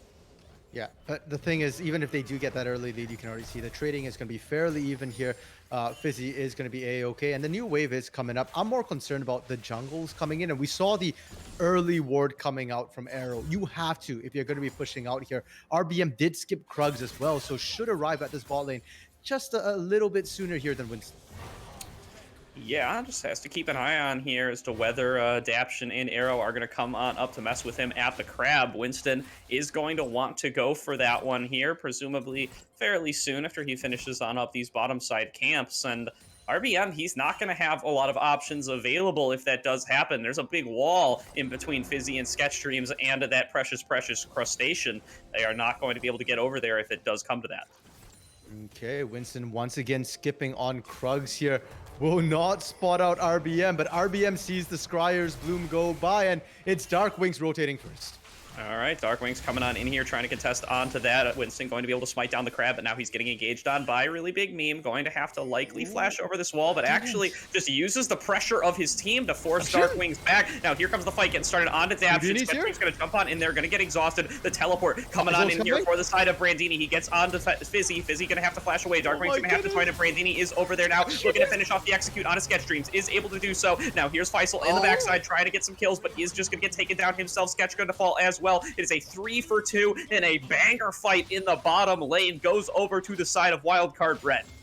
I love it, Gordo. Last game, Taco and Elijah saying, why did they fight bot? It was so telegraphed. Once again, the pathing was telegraphed. They knew exactly where they were coming from, and they opt once again into 5v5, and Wildcard just coming out a little bit ahead. Houdini was stronger in the top lane already, so when both of them TP'd down, Houdini just had that much more impact, was a level up as well. And the fact that Winston didn't burn flash, the nerve to hold on to that definitely came back huge when he could flash to escape later on. Yeah, crucially though, those are 2 kills that end up going into Faisal's pocket to compare to only 1 from Brandini. If you could accelerate yourself ahead on this Gwen, we know that she can take over games, and it's a big hook coming through from Daption, shutting down Darkwings early on. It's going to be one more Clockwork wind-up auto from Bradley, and he picks up the kill in the mid lane. 4-2 on the scoreboard for the side of Wildcard Red. Safeguard from RBM just a second too late, and Winston gets to nab some of those Raptors as well there. The roam from Daption, we saw it from Fizzy last night, really good support roams, but Daption just moving faster on that back, coming from the top side as well, where it wasn't warded, where there was a control ward. Darkwings off to a bit of a rough start. Faisal into an even deeper hole as well in this top lane, and everything's coming up Wildcard Gaming Red. AOE can't even rely on just skilling to the late game this game. they actually have fairly even mid to late game. So they need to make sure they don't continue to fall behind right now in this early game. Definitely going to be something to keep their eye out on. And, you know, I just praised Faisal for picking up those 2 kills and for getting himself ahead in this top lane. But look at the CS. He's getting doubled by Brandini here in this top lane, having a lot of trouble up against this Viego, kills or no kills. And really at risk here of getting zoned off of even more, as now he's back to even in levels, but you got to believe that Brandini's got a lot more combat power with that Phage sitting in his inventory, and now has level advantage as well. Yeah, and RBM's nowhere nearby. RBM's looking to bot side to sketch stream. So this win con that AOE have kind of set themselves up for right now. So Faisal, you're alone in that island, and if anything, you need to be scared for Winston looking at the top lane. Yeah, here is the Hex Flash getting channeled by the side of Fizzy. He goes on in here on Adaption, gets the knockup. Wow. Here comes Really Big Meme trying to make something happen. The teleport is coming through for the side of Bradley. Really Big Meme going to be able to pick up the kill onto Adaption. Now here comes Bradley trying to pick up anybody that he can. Not going to be able to finish off onto Fizzy is the side of Wildcard. It does look like this is going to be a 1-for-0 in favor of AOE. Bradley just cannot find his way on in. Huge props to all the solo laners right now. They're not afraid to burn TP to get down there to get to the fights first. Bradley here. Oh my goodness, Bradley going to have to get himself out of the way if he doesn't want to get lasered on down by the side of Dark Wings. Is going to be able to create that distance, and now his team, they feel comfortable starting on up the Dragon here. They know that Fizzy is recalled, is out of the picture for the time being.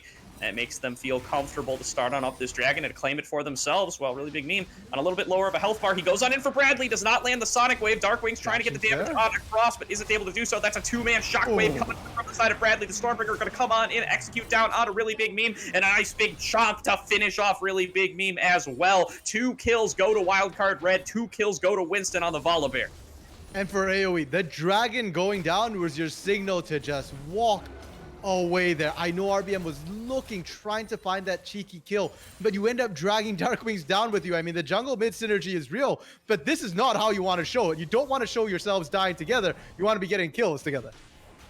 Yeah, that's not the type of synergy that we like to see coming out of the side of AOE there. And now Winston is well and truly on his way to dominating this jungle matchup. Has a huge CS lead already from the time RBM has spent trying to get these ganks set on up. And now 2 kills just go right into that Volibear's pocket. He gets all the rewards Really Big Meme was looking for none of the cost.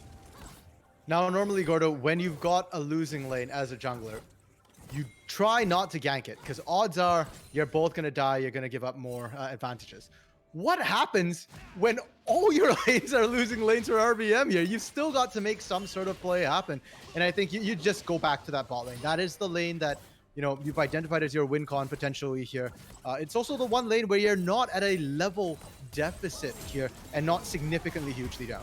Oh, a huge flash from Arrow there. Keeps himself from getting knocked on into the lane by Fizzy, and he just chains him up and knocks him down off the back of it. Another kill, this time in the 2v2 for the side of Wildcard Red. You caster cursed it there, RMC. You want to see the side of AOE play it through the bottom lane, but just like that, they get killed 2v2.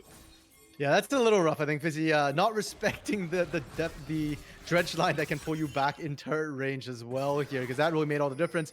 Instead, they're looking to look for the mid lane. Bradley, though, will spot them out on that ward by the Raptor pit.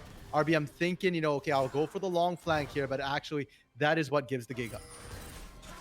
Yeah, absolutely. Here's now Brandini going aggressively here onto Faisal. Going to throw down the Heartbreaker. Faisal doing his best to minimize damage to get stacks on up of that Conqueror using those threaded needles. Now here comes Really Big Meme looking for the kick. Going to get flashed away preemptively by Brandini. RBM doesn't even have to commit the Dragon's Rage there. A nice usage, but not really going to net you too much of a tangible advantage. Just going to be the flash down for Brandini, but now they get to start on up onto the Rift Herald. Yeah, that will, however, signal to the side of Wildcard Gaming that, hey, bot lane is open and free right now. Fizzy is up here. Sketch Dream showed mid as well, and they're going to be able to get a whole bunch of plates.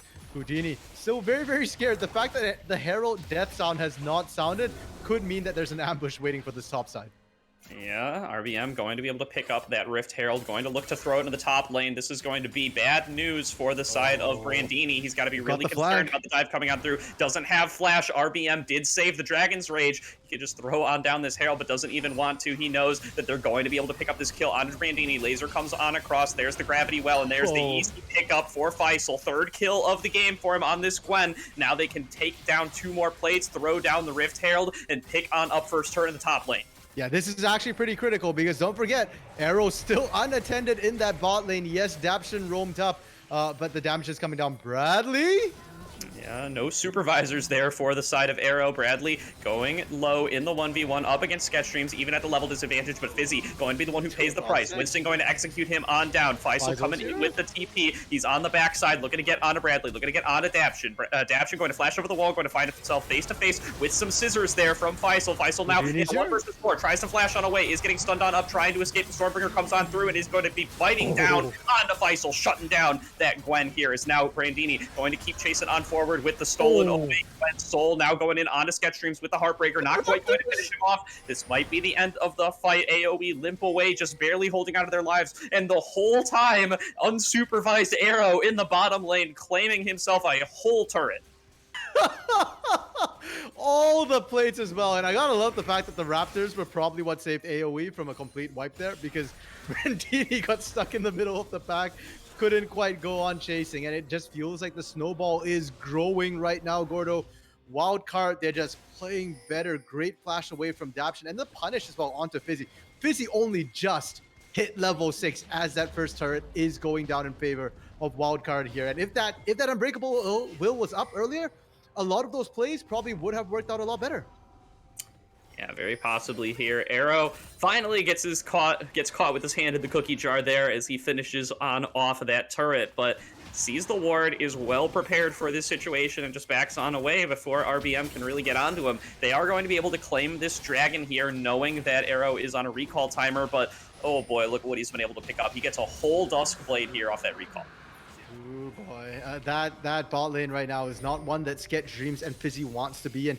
They are very, very far up in this lane as well. They do not have an outer turret behind them. Remember that. They do have the vision though, and they're gonna feel comfortable. Brandini actually being rotated down here, that's gonna be trouble instead, I think, for Darkwings. Now you've got that Duskblade, you've got a really strong siege situation. Dive in the bottom lane, though, going right in onto Brandini, trying to shut him down. The rocket jump comes on through. Fizzy, unfortunately, picks up the kill, but they are still going to relieve all the pressure in that bottom lane now and give Sketchstream some alone time with those turret plates. He's already picked up 2 for himself, can likely use the explosive shot for more, but meanwhile, Winston and Daption looking to trade on the top side. The shockwave comes on through to lock down Faisal. He's got nowhere to go. He's going to be melted on down there. Another kill goes in the pocket of Bradley, and now RBM left in a 1 versus 3 under his turret. He's going to have to go for some crazy plays here. Goes for the Dragon's Rage, isn't able to get it onto Bradley, isn't able to knock him far enough away, isn't able to execute him on down, and now gets bitten down by Winston on his own side. 2 more kills go to the side of Wildcard Red, and RBM just cannot pick up the answer.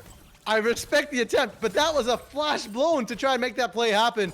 And once again here, Gordo, the AD carries left unattempted. Sketchstream's able to return the favor to Arrow.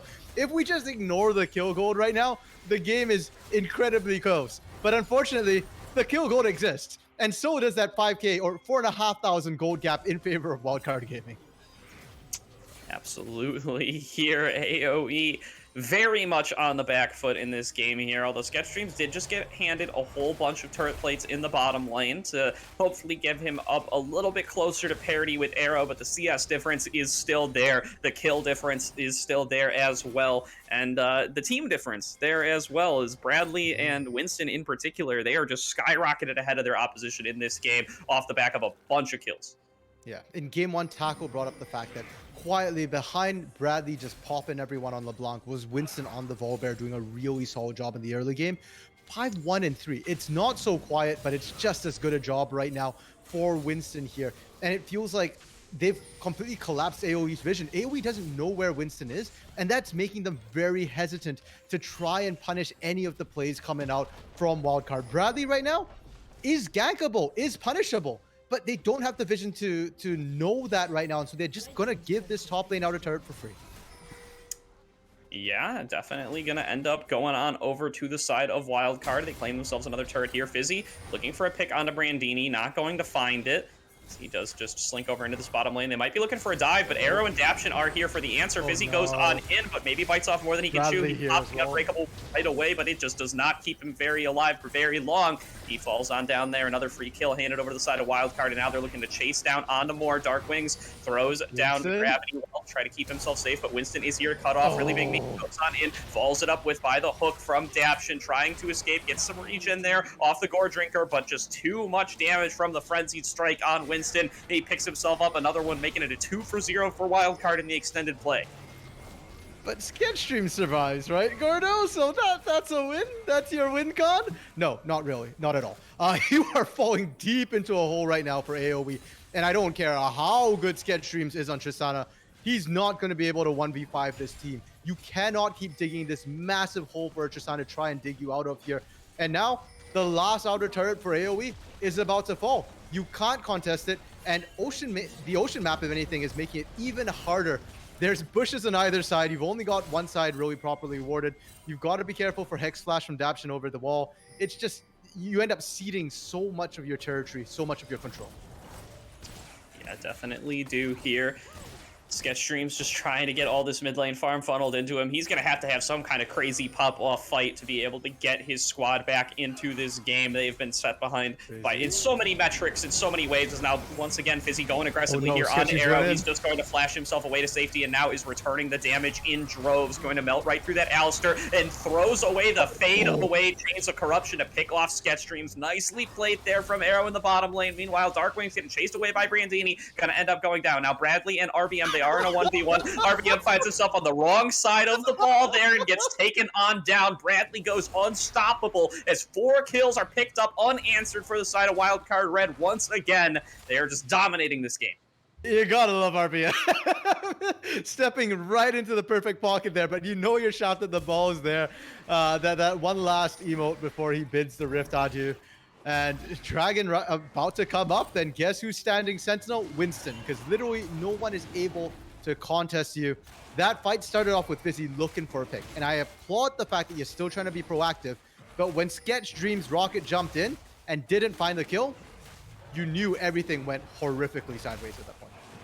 Yeah, and it just keeps happening here. I appreciate Fizzy continuously going on in, trying to find the picks, trying to set up Sketchstreams to start getting funneled some kills and get himself back into the game. But these last 2 or 3 have just not ended up going their way, and they just end up giving more gold over to Wildcard and creating an even more insurmountable lead for the side of AOE. Yep. Baron's not even up yet, and we're already seeing a 9,000 gold gap, soon to be 10,000 here, Gordo. Across the board, if we toggle gold, the only lane that's even close is Faisal versus Brandini. Every other lane is down 2 or more thousand gold pretty much here. And it's just looking worse and worse. AOE, I don't think you even try and set up fights anymore, favorable fights. Either you go for a bushwhack where you've got maybe 2 more people than Wildcard Red here, or you kind of wait for Wildcard to try and start up Baron, wait till they kind of get low, and then look for something to happen off of that. Yeah, Winston now chasing down onto RBM. He's got a few places left to go, going to ward and dash away, but there goes the shockwave from Bradley, just gonna one-shot the Lee Sin where he stands. Now Fizzy trying to get his escape out there, but he's gonna get chased on down by this bear as well. Bradley there to provide the additional movement speed to pick up the double kill for his team. And now once again, RBM and Fizzy are off the map. They are not there to set up plays for the rest of the team, and that means that Darkwing, Sketchstreams, and Faisal, they're just gonna have to retreat and hide back in their base, or they're gonna risk get taken on down. Here comes Winston going on in for the dive, gonna turn off that turret and just going to one-shot Darkwings as he goes legendary. Now can just waltz back on out, take the inner turret, which by the way is still standing as he dives the inhibitor turret, and they're just gonna walk on out of here with 3 more kills to their name. I don't know what you're gonna do right now, Gordo, when that was Daption and Winston only killing Darkwings there. That is just the straight advantage they have. They are so far ahead right now that Sketchstreams, Darkwings, Faisal, none of you are safe under a turret anymore. If that Stormbringer is up, you gotta walk away if you don't have Fizzy there to basically try and CC. And even if Fizzy's there, he can probably still dive you. We talked about 9K gold lead. We are now at 11K gold lead, just as Baron spawns. Yeah, Baron's just spawning, by the way. I know it feels like this game's been going on for 40 minutes because we've got 25 kills already, but really is only about at the 20-minute mark here, and that should be an objective well and truly in Wildcard Red's eyes, as they have just such an insurmountable lead at this point that picking it should be pretty trivial for them as long as they get their setup done appropriately. It really doesn't feel like RBM and Darkwing's supposed to be the one with existing synergy, because Winston and Bradley have been on point.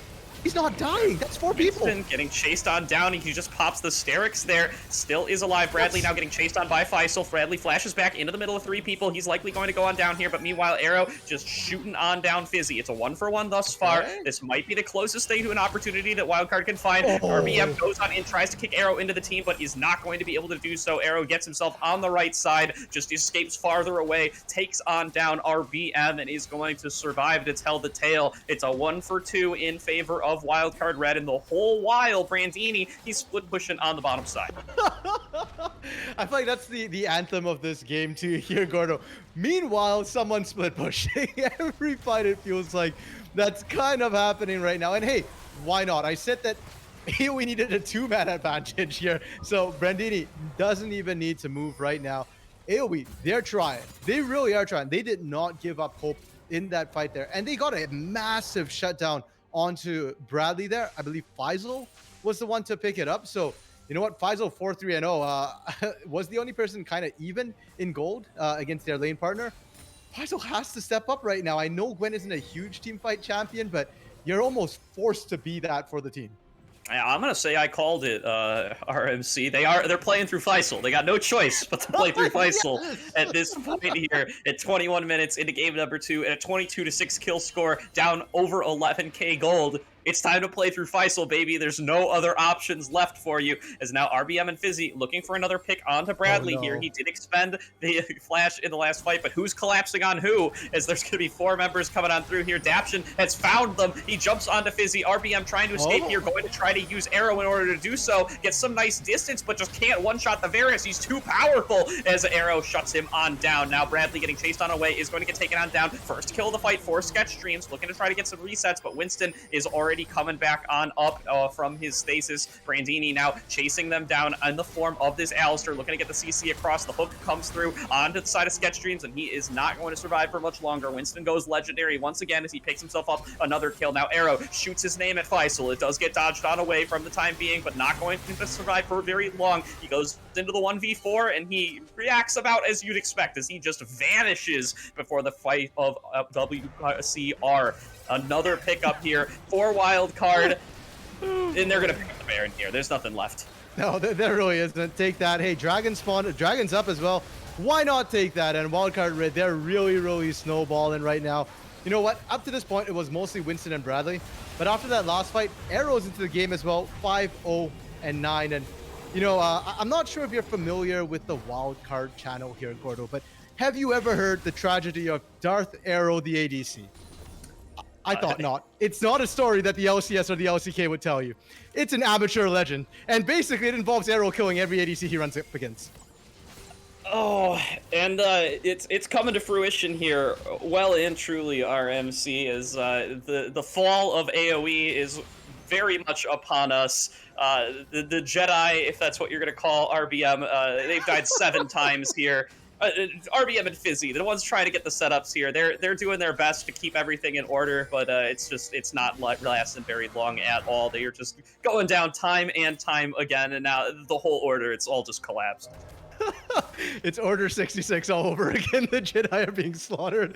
AOE at this point, frankly, at this point, you're kind of looking at it and you're thinking, this game for AOE, you're not realistically coming back unless Wildcard kind of throw this in it. RBM starting to true.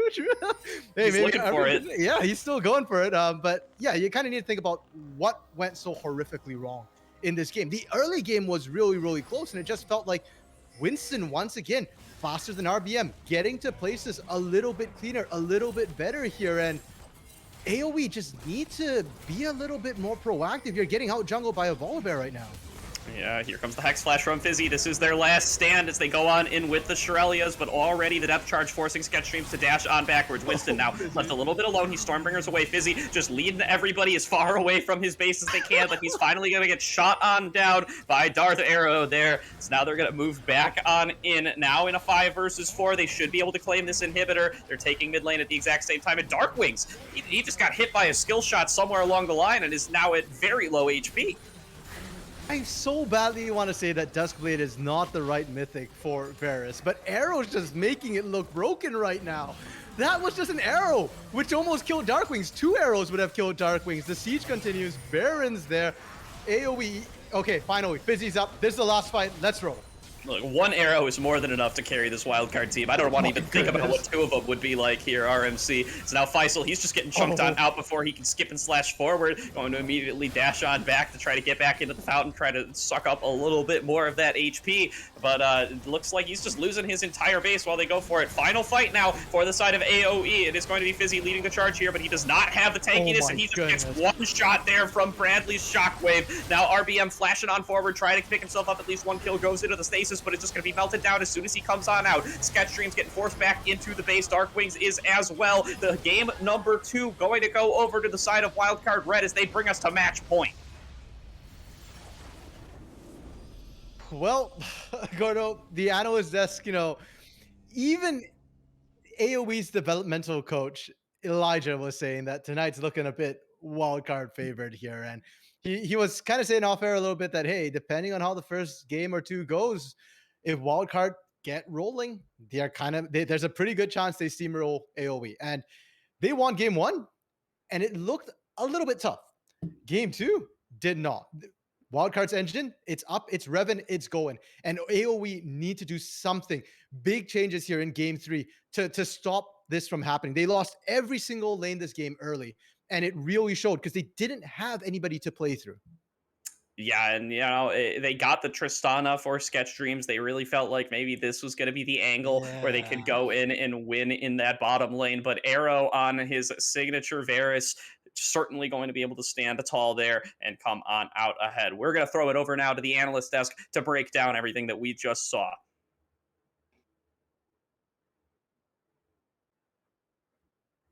Welcome back to the analyst desk. Once again, DJ here, joined by Elijah and Taco. And we had a lot to say after game number 1, gentlemen. There are some things to talk about, but I think a little bit less after this was, I think in all of our opinions, really kind of decided at level 3. Yeah, I will say this. I hate it when I'm right. Like I said beforehand, they lose game 1, they're probably just gonna fall apart. I didn't think it'd be like this. But yeah, I guess the game 2's plan is just to flip the whole game at level 3. See who comes out on top. Yeah, I don't really understand what AOE was thinking, because we mentioned in the last analyst desk, we said, all right, these jungle ganks, you kind of need to like track them, make sure you're gonna be prepared for whatever action's gonna come. AOE, they go too hard in lane, they go too far, and then they just get collapsed on instantly. I do want to mention though, Bradley, amazing way he picked up all that advantage and all that gold from that fight and just completely pushed Darkwings out of the game. Yeah, Bradley once again here, 2 games in a row now on very different looks, looking very, very good. Yes, he picked up 2 kills in that sort of coin toss at level 3, but as Taco mentioning here, really kind of extended that lead across the map, was instrumental in baiting players in, getting good shockwaves out, and kind of set up Wildcard for a lot of the things they wanted to do, Elijah. Yeah, I mean, it's obviously you can look at the scoreline and you can look at the lane and say that Bradley played it pretty well, but you can't really give him too much credit for playing the lane well. He was playing Lost Chapter to tier in lane. I think I could win that lane at that point. But yeah, like overall, I think he got good team fights. I think he played the mid to late pretty well. So now, as we again, we take kind of a very big lead in game number 2, right? Maybe not too much to take away from the late game here. So I do want to focus our eyes going forward, of course, into this critical game 3. Elijah predicted it that this could be a 3-0 if game 1 doesn't go to AOE. Well, we are sitting on the cusp of that here. We even had talk of predicting the 3-0. Gentlemen, your predictions are close to coming true here, but again, what do we need to see in game number 3 from AOE to try to stop that from happening? In particular, for me, I thought the draft for them in game number 2 just kind of didn't set themselves up well. But what do you need to see change in that draft and in the execution of it in game number 3? I mean, with the draft, just draft smarter. When they picked Varus Nautilus, I understand that Brady's Tristana is unparalleled. He has one of the best Tristanas in the scene. But why are you picking it in such a terrible situation? That doesn't make sense to me. I think he needs to calm it down a little. He's a good player. Just put him on something a little more safer. Maybe stall out the game a bit longer. If you're not able to fix these mistakes early game where you're going to get caught out by the team and you just wanted to play safe, it's perfectly fine playing scaling. Game one, we kind of alluded to that. They should be perfectly fine not fighting for that last dragon. Eventually, they ended up doing that and then causing the game to just end right there. But I think game three, just focus on scaling. They still have a chance, and it probably can work out for them still. I think game three, they still have a chance to bring it back a little bit. Yeah, Anything I guess. specific? Oh, go ahead. Sorry, Oh, sorry. Elijah. It's like I guess the main thing is like how many times do you have to give Arrow an unlosable lane with Varus before it either gets banned or you pick something else into it, right? With the 80 carries that are being left up, what's ended up happening is that just becomes the best one left. And if you're not willing to take it, you're showing you're not willing to take it by not drafting an R1, R2, right? You're not willing to play anything into it that can realistically beat it. Your answer was Tristana into Varus Nautilus, right? Then the third answer, it's game three. Either get rid of it or I guess um, do your best into it in game three.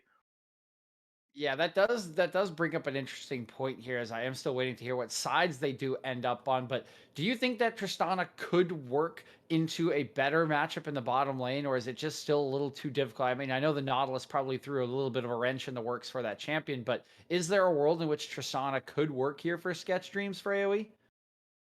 I mean, I think Tristana still is an angle that they can take a look at doing. Like I said, it's one of Brady's best champions. It's still fine if they do it. They just need to understand what they're going to be drafting it into. Arrow also hasn't even busted out his Aphelios yet. He's just played Varus 2 games. Like he's played one champion, dominated his lane, his opponents both times on it, and if you do take him off of it, you have to be prepared for what he's going to bring out afterwards. The Aphelios, the Callista, all the meta champs, Ezreal, he has so many responses. I just don't know if Brady has anything into those if his answer this game was picking Tristana. Yeah, it's. I guess I can only really reiterate. Either bring something else or it's going to be a rough game three. Okay, so we got to see a lot different here from AoE and probably more of the same from Wildcard Red. We are hearing that AoE is going to stay here on, or is going to go back to the blue side. Excuse me. So, does that kind of inform your opinions at all as we head into this third draft? Well, I don't know if they necessarily want to take the Gwen again. I know game one they took Gwen on one. I think if they're going to take blue side, either taking the Varus themselves would be good, or banning it out and maybe going with a different B1. If they ban out Viego, I think Gwen's not that bad, but it's really anyone's guess what they're going to take out here. Yeah, I mean, I think it's still acceptable if they take Gwen. They just need to understand that the champ really isn't in a blindable state anymore. Making sure they understand their 80 carry prios. If Varus is up, you have to take it. If Wildcard does not ban it, you have to take it B1. Like, I am begging you, AoE, please take Varus if it is up. It is not even a question how broken this champion is. I see so many 80 carries in the scene pop off on it, but if they don't want to play against it, they have to ban it, which is kind of like sort of a blue side throwaway ban. If you can't play the champion, you just have to ban it. I still think there's a lot of prios in the meta that are still going to be up. Karma Lulu, Xin Zhao, Lee Sin, Nocturne, all these things AoE can start building their comp with. We just have to see if they choose the right one for it.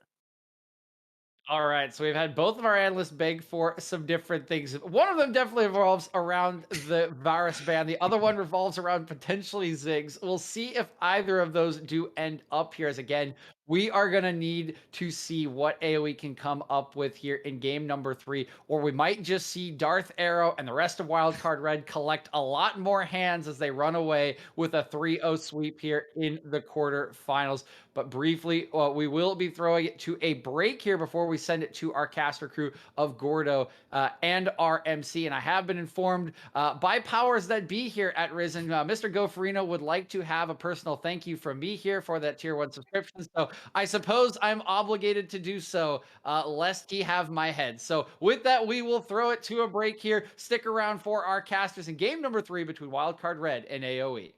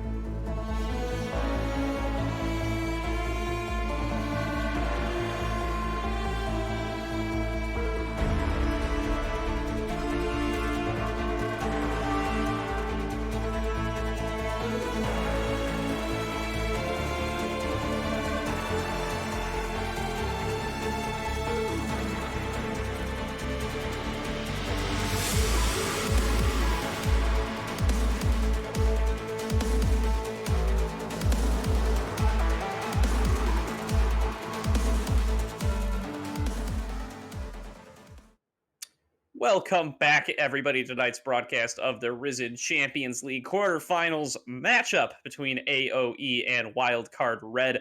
Wildcard are now just one game away from punching their ticket to the semifinals and taking down AOE in a clean sweep here. Yeah, best of 5, game 3. Your backs are up against the wall, and AOE. I mean, the analysts said it best. They just need to play smarter, draft smarter, and play cleaner. All right. We've harped so much on the Varus pick for the most part, but I want to focus on, what Taco and Elijah were saying about how the game was decided at level 3. That's 2 games in a row now. We've seen early mass fights in the bot lane with everybody who can dog pile in, get right on in there. And that's not what we're used to seeing at this level. You've done it twice now. If you do it in game 3, what's the difference between this and just flipping coins?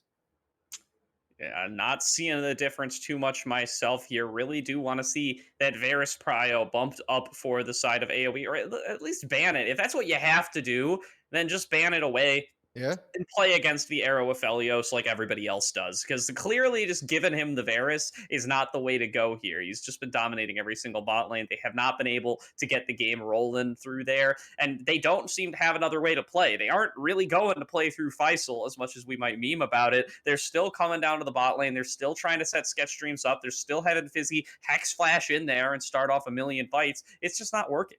Yeah, and the thing is, Faisal isn't even playing bad. We've seen the Gwen be sort of the one lane that isn't losing for them. But again, the Gwen isn't carrying the game either. And if that's the case, I think you just kind of let Gwen through, or just ban it yourself here, because Wildcard, they don't care. They've shown time and time, even before when Gwen was blindable, before people figured out really how to deal with it, they were already letting it through. If anything, they're just more polished now. We saw the Viego Gwen matchup. Apparently, Viego wins that, especially if it is Brandini here. I know Brandini on Twitter in the break was saying one more snoozer to get through.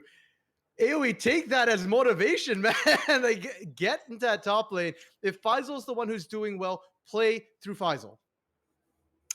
Yeah, and otherwise, want to look for some different matchups for Darkwings as well here, because he had the counter pick in mid that last game. He knew he was facing down the Orianna. He chose the Victor into that matchup, and really did not come out that far ahead. I know the Orianna's a safe laner. It's really tough to dominate that champion with any pick, but the Victor really did not feel very impactful in that last game, and that was their R5 commitment. That was the one pick that you get where everything you're up against. And it just kind of fizzled and didn't feel like too much. Yeah, definitely here. And they are on blue side once again. Like you said, I agree with that. There's no point. If you're not going to pick like a hard punish counter pick or something they can hard carry, then blue side's better. You do get the first pick here. You get the option of Varus. And I just really don't understand this. Sketch Streams is a good Varus player. Unleash him on it. Granted, sure, Arrow might have a counter pick or something, right? Like we said, like we've heard, Arrow's got so many champions.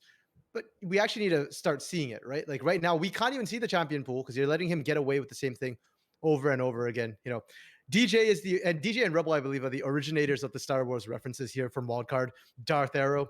But really, we are in a Star Wars situation. Is this going to be the prequels where things get progressively worse, or is this going to be the sequels where it started off kind of okay, got really bad, and then there was hope at the end here? AOE, you got to make this the sequels at this point. Yeah, there's definitely going to need to be a new hope for this side of AOE here. They need something to come on through at this point. And, if they're able to do that, if they're able to come back, there's a whole nother trilogy to get to. There's going to be a couple more games if they are able to clap back in this game number 3 and bring themselves up to that 1-2 scoreline. But they're going to have to win this one first. They're going to have to take that first step. And the first step of the first step, the lifting your leg up to take the first step, it's got to be doing something about this Varus. Yeah. You know what? And that comes down more to the coaches, right? We focus so heavily on the players on the team, but ADFX, for the side of Wildcard, he's done a great job. He doesn't need to change anything at all. Pukar and Julius, the coaches here for AoE, something needs to change. And personally, when I see that you've had a similar draft 2 games and it doesn't work, I like to see something completely wild, completely new. Forget about, trying to play front to back. Maybe just go full dive composition, right? That's an option as well. Or go full poke. You just need to break mental at this point as well. It's not only about just trying to catch your opponents off guard. It's about trying to break your own team out of this lethargy, the habits that you've kind of built in here. Yeah, definitely here. We're taking a couple more seconds here before we are going to get into that draft. And that's all time that those coaches have to chat with these players about what they want to play, about what's going to make them comfortable and what's going to set them up most for success in this last game. Because at the end of the day, they're going to be the ones who have to execute here as we are going to drop into what might be our final draft of the day here with AOE on the blue and Wildcard red on their namesake, the red side. Okay, praise the force here. Gwen being taken out, that is definitely a signal that they're changing something up. We've seen Akali Nocturne banned away both games. It was Lucian in game one. It was Shinsao in game two here. But the Gwen being taken off tells me Area of Effect Esports are not going to first pick that. And that just increases the chances that they pick Varus instead.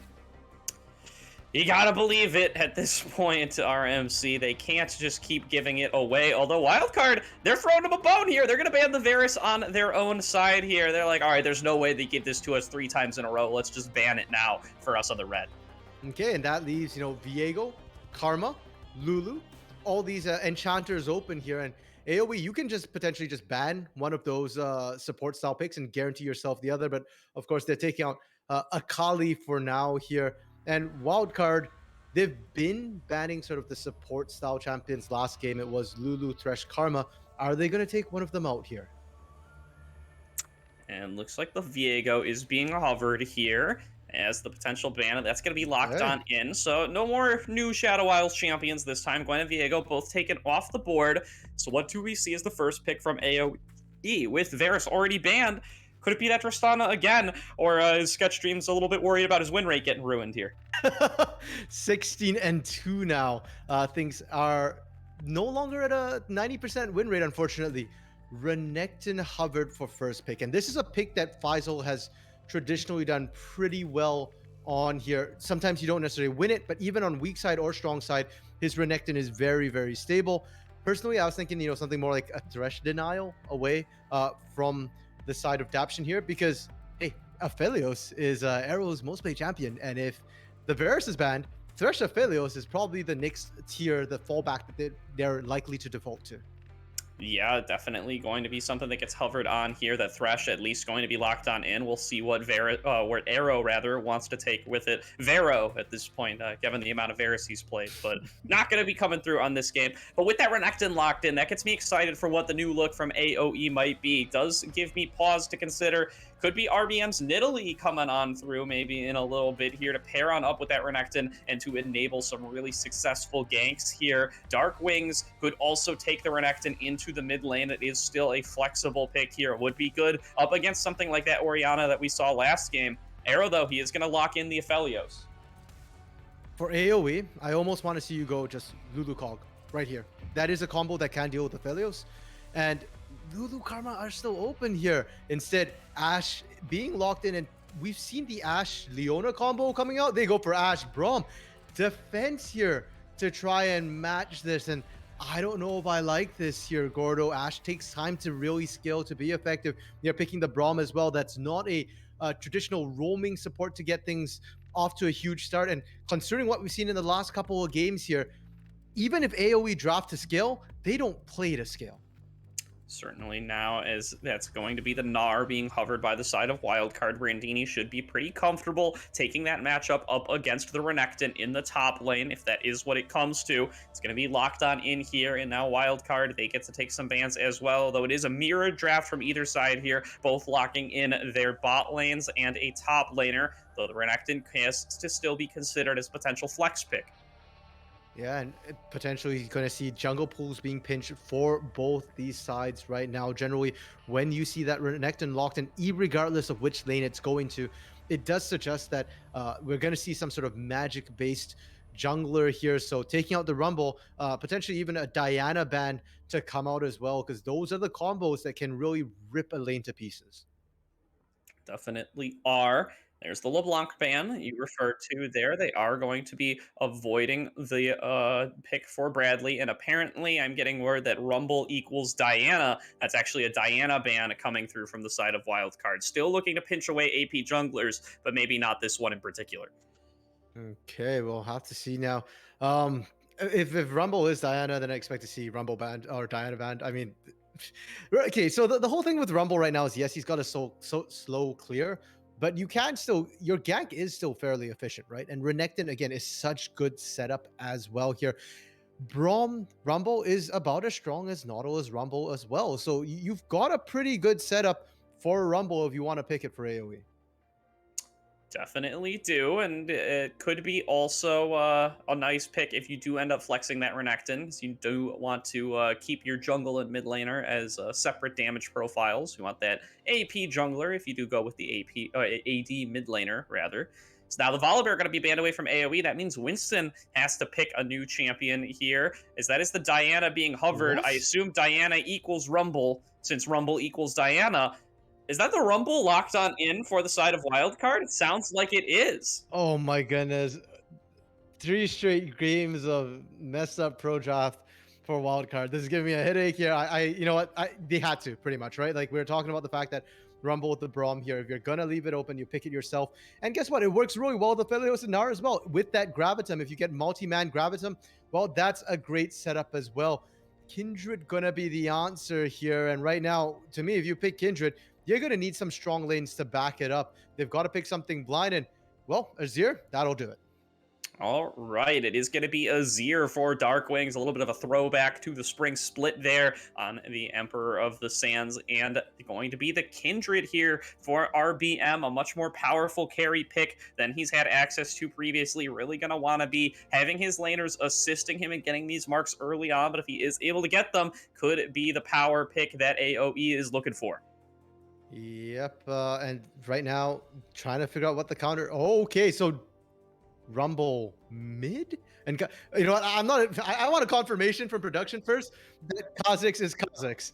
Of course, no, it's not. Kha'Zix is not Kha'Zix. This is why I waited here, Gordo, because I was like, okay, that doesn't make sense to me. It is actually a Lucian. So Diana is Rumble, Kha'Zix is Lucian. I'd love it if we can get that switched up somehow on the graphic so that I don't troll myself and confuse myself, but it's unlikely that's going to happen.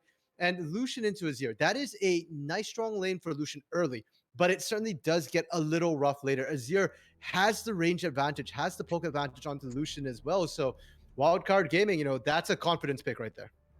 Oh, Lucian Rumble as a mid-jungle duo. How the mighty have fallen from an R1, R2 mid-jungle duo to an R4, R5 jungle duo coming through for Wildcard Red here in their match point. If they are able to pull it on out here with these picks, they will be moving on to that semifinals and they can kiss AOE goodbye.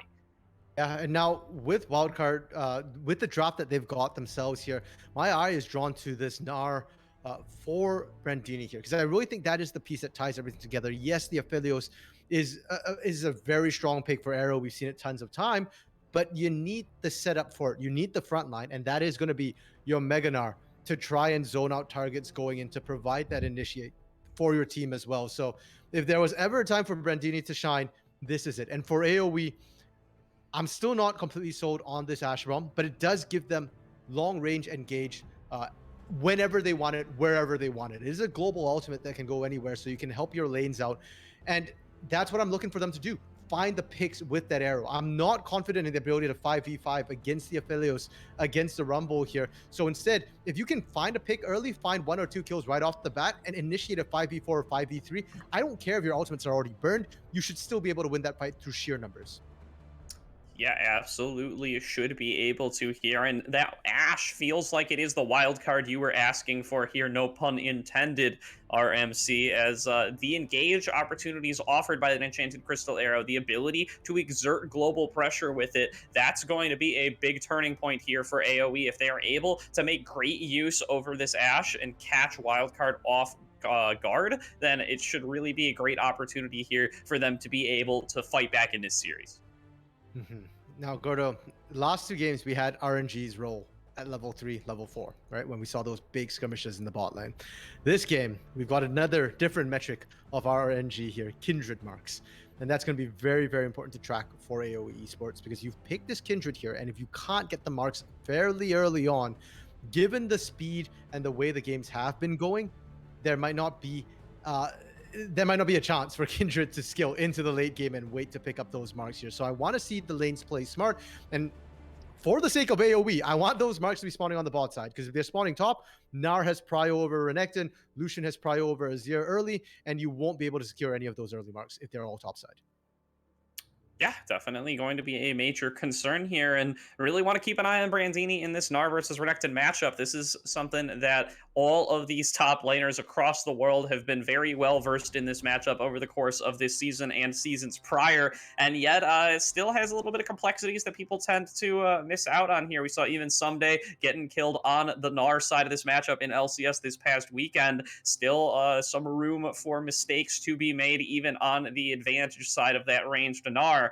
Want to keep an eye on if Brandini is going to be able to execute here up against Faisal, if he's going to be able to keep this Renekton down and make sure that there aren't more opportunities opened up for this Kindred across the map, because we know how scary that crocodile can be. Yeah. So just it, but after all the things we described here, Gordo, it just feels like all the cards are still in the hand of Wildcard. Really, their motto is stack the deck for a reason, right? They've definitely stacked it in this particular draft here. And AOE, I feel like if you're trying to force early gameplays like what we've been seeing happen, it's not going to end well for you. AOE, just sit back and scale. That's really all they've had to do for all these games right now. You don't have to necessarily be super proactive, just proactive enough to see the gangs coming and to be able to avoid it, to choose not to engage in it rather than just embrace it wholeheartedly and watch where the chips fall. Yeah, in Wildcard Red, they do have a little bit of difficulty getting the engages off there. Yes, they can go for a big jump in with a Mega Gnar, which should be fairly predictable. They can go for picks with something like a Thresh Hook or an Equalizer, but they don't have a lot of hard engage on their side here. So they're really going to be reliant on getting an early-ish advantage and being able to take control over these objectives early on in order to find success. So if AoE are able to strike first, if they're able to get themselves a nice lead in the early game here, if they're able to RNG themselves into some nice marks for their Kindred, this could be their opportunity to take a game here.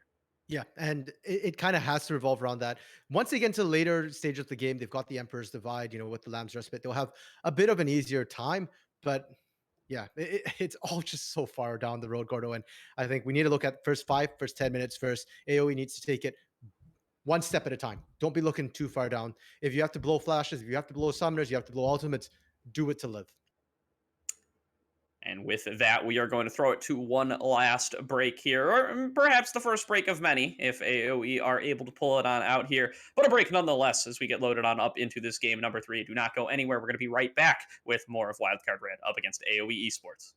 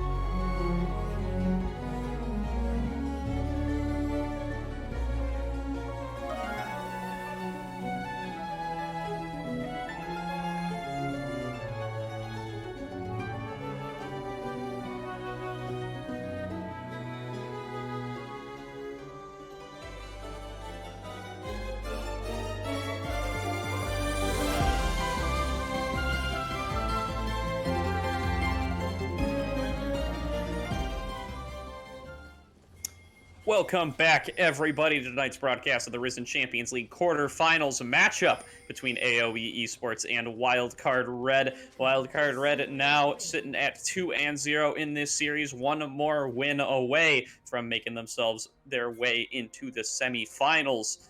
Now it is going to be Arrow on his Aphelios, the pick he has loved so much this whole split so far. See if he is able to pull it out here up against Sketch Dreams and Fizzy. And I think the bigger question is, Gordo, right now, are you an AOE believer here? They are down 0-2. For them to make semis, they would have to pull off the reverse sweep here. And frankly, it hasn't been looking too hot for them. Oh, they do spot Arrow and Bradley on their way out of the jungle here. That's going to be the Winter's Bite. Landed onto Arrow. They're continuing to chase here. The volley has got to be coming on out here pretty soon from the Ash. It's going to be a long chase here. Arrow going to have to commit the cleanse. Going to be followed up with by the Arrow. There is the exhaust. Could this be the pickup for the side of AOE? No. Going to be a flash there blown by Arrow, but that's a big summoner spell advantage for the bot lane of AOE. A good start here for the first step on them making their way back in this series. Flash and cleanse here, Gordo. Both summoners down for the side of Arrow. And against an Ash Braum, you definitely want those available. Darkwings, though, being zoned up, not being allowed back to lane here. Bradley is trading, and I think actually did successfully deny a little bit of CS here away from Darkwings. Yeah, definitely did a little bit of damage to his health bar, but took a little bit back in turn here. Both of these guys, though, do have the corrupting pot start. They are going to be able to keep themselves fairly healthy in this early lane, but RBM, he's feeling very comfortable here in the wildcard jungle, given how that level 1 did in fact go. Bradley, though, going aggressively in this mid lane, hitting the level 2 first, looking to trade in on the Darkwings, taking a lot of stabs on the back side, though. That's going to be another Q here from the side of Darkwings, and now RBM is here. He's looking to trace on to Bradley. Bradley retreating into the opposing side's blue jungle. This is going to be a big escape attempt from Bradley here. He's looking to execute, and looks like he is going to be able to do it. I think it's been long enough since he took damage. Yeah. He certainly can't afford to wait much longer, and Bradley, with the great escape, going to be executed down and avoid giving over first blood to the side of AOE. That, as impressive as that is, Gordo, we should remember, he still just died. Yes, it is a faster recall. You do get back to lane quicker, but did have to blow TP, and that's a great start for Darkwings here. You're happy to do that, but it does mean that now Darkwings is out of pot stacks at about half health here and can no longer back up RBM on aggressive plays. Yeah, does have TP advantage, though, so he is just going to take a little recall here, look to maybe pick up himself an item or two, but no, he realizes he's got to catch this big old wave. Got to be a little bit concerned about Bradley, but I don't think he's quite willing to go for the dive just yet. So should be able to pretty easily farm this one out here on the Azir, pick himself up these few waves of caster minions, and meanwhile, RBM looks like he was able to pick up his first mark of the game there on that topside scuttler. I love to see it here, and that's why we saw so much aggression from the mid lane. Has to be careful about his own jungle now. There was a potential for a 3 buff from RBM, but because of the way Bradley has taken control of the mid lane, it's a little bit dicey. Winston, for now, is just taking the scuttle, but now is going to start looking for the invade. Drop the control ward here, and now they'll spot each other on the Raptor camps. Yeah, RBM sees those chickens running in towards something, and he can assume that that something is Winston. So he's just going to pick up that red buff, move over to his Krugs, consider the chickens lost, and that's fine. He can lose the chickens. He was able to steal away blue buff to start on off this game. He should still be feeling pretty comfortable for how his jungle has started on off. Winston left the lost chicken. It's happening off screen, but that was a nasty thing to do. RBM's gonna have to remember to clear that one. It will actually mess up jungle pathing a little bit, but we did see some trading bot. We're now seeing some top, and Faisal actually not doing too badly into this Gnar so far. No, doing just fine in the top lane. Has a little CS lead for himself. Is going to likely get evened up here as Brandini looks to pick up these next few minions. But the health bar's certainly just fine for Faisal. Now has himself a little level lead. We'll see if he tries to leverage that into a trade. But Brandini about to go mega. Not really the one that you want to dash on into in this time and place. And taking another peek over at those chickens, RBM still has not realized that that's happened. The Darkwings has not taken a look over there either. So really going to be a major win for Winston there to leave those camps up. Said RBM kind of potentially looking for a, I don't want to say it's a dive because I feel like that's kind of bad. I think he might just be waiting for the Gromp to spawn. I believe that is Nick's mark as bot side hook lands, and It's a Braum. What you gonna do about it? If I had a nickel for every time I've seen Arrow 2v2 kill people with the Infernum, No. whatever the purple one's called combo, but now there is going to be a dive coming through from RBM, but who's No, engaging no, on no. who here? Is the hook going to come on through? Not He does not have again. the ultimate on Kindred, and that's just going to be first blood picked up for Arrow in the bottom lane. Faisal has teleported on down to try to keep the fight going. Brandini has arrived as well. He's going to be able to pick up the first blood on to the side of Fizzy, and now Daption going to be traded back on against by Faisal. It is a 2-for-1 for Wildcard in the bottom side, and first blood gold goes over to Arrow as he survives the entire dive here, getting himself rolling on this Aphelios. Just why, Gordo? For the love of Risen, why do that level 4? It didn't work game 1. It didn't work game 2. Why game 3? Kindred is not your diver. You don't have Lamb's Respite, and Fizzy didn't start the tank. RBM took 2 turret shots right off the bat here. At that point, you just disengage. The TPs come down, and you don't even get a TP advantage. Brandini just gets a bit of a level lead in a lane that was already going to be hard for Faisal. Yeah, each one of them picking up a kill there, although Bradley is getting engaged on in the river here. He has already used the Relentless Pursuit, so is going to have to flash over this wall if he does want to escape. He's getting himself as much damage as he can. Is finally going to get taken away there by the Dark Passage. A nice attempt by Dark Wings to use the Emperor's Divide, attempting to interrupt it. Isn't able to pull it off, though. Bradley is going to be able to escape with the help of Daption and even staves his flash. And meantime, Arrow, Winston, they're on Dragon, because there was no need for them to do anything. Daption's Thresh, it's so clean. I mean, we talk so much about the Thresh in context of the Aphelios, but Daption is just a really good Thresh player. It kind of doesn't matter the AD carry or who you're rescuing there. The Dark Passages are on point. The Death Sentences are on point. Oh, Winston coming on in here from the backside. Daption has a flash forward to get the flay there onto Dark Wings, but it is going to be RBM here for the cover. He's going to block away the culling, but he's just going to get cold down himself as Bradley falls up with the dive under the turret. Is going to get picked up here by Dark Wings on the backside, but it's another 2-for-1 in favor of Wildcard Red. They're going to advance the kill score to 2-4. And more importantly, that is RBM getting slowed down once again here. We have to remember the start of the game. Yes, Winston is now up CS, but the game started with a 3 buff away from Winston, where Winston lost his blue buff, lost control of the bot side of his map here. So the fact that Wildcard has managed to bounce back from that, it feels like all of AOE's early game advantages have been completely lost. They are down 1,000 gold. They've lost initiative, and suddenly getting those marks are going to become a rather difficult task. As I say that, they're going for the 3rd mark. Yeah, Bradley coming on in here, although he is just going to get turned on around against. It looks like they've called up Fizzy to try to enable him to take this mark. A little bit of control picked up for the side of RBM. He really wants to grab this one to get himself back rolling, back on pace. Winston is here to compete with the smite. RBM going to be able to secure that one for himself, and he lives the chickens alive as well. A little bit of a throwback to Winston's play from earlier. Fair enough. Winston's there to clear it, though, so won't really slow him down. And that is RBM on 3 marks. Remember, folks, 4 marks is the big sort of gain there. 75 attack range with all the additional little bonuses for that Kindred. And then after that, things slow down. So RBM, as far down as he has in CS, is actually in a pretty decent state kit-wise for the most part. And once again, AOE just needs to slow it down. Take it nice and slow. Their skilling will handle the rest for them. Absolutely will. Meanwhile, Sketch Dreams, he's just left on this bottom side to farm it on out as Arrow goes for a little bit of a roam towards the mid lane. Not going to be too much to be found on the back of that one.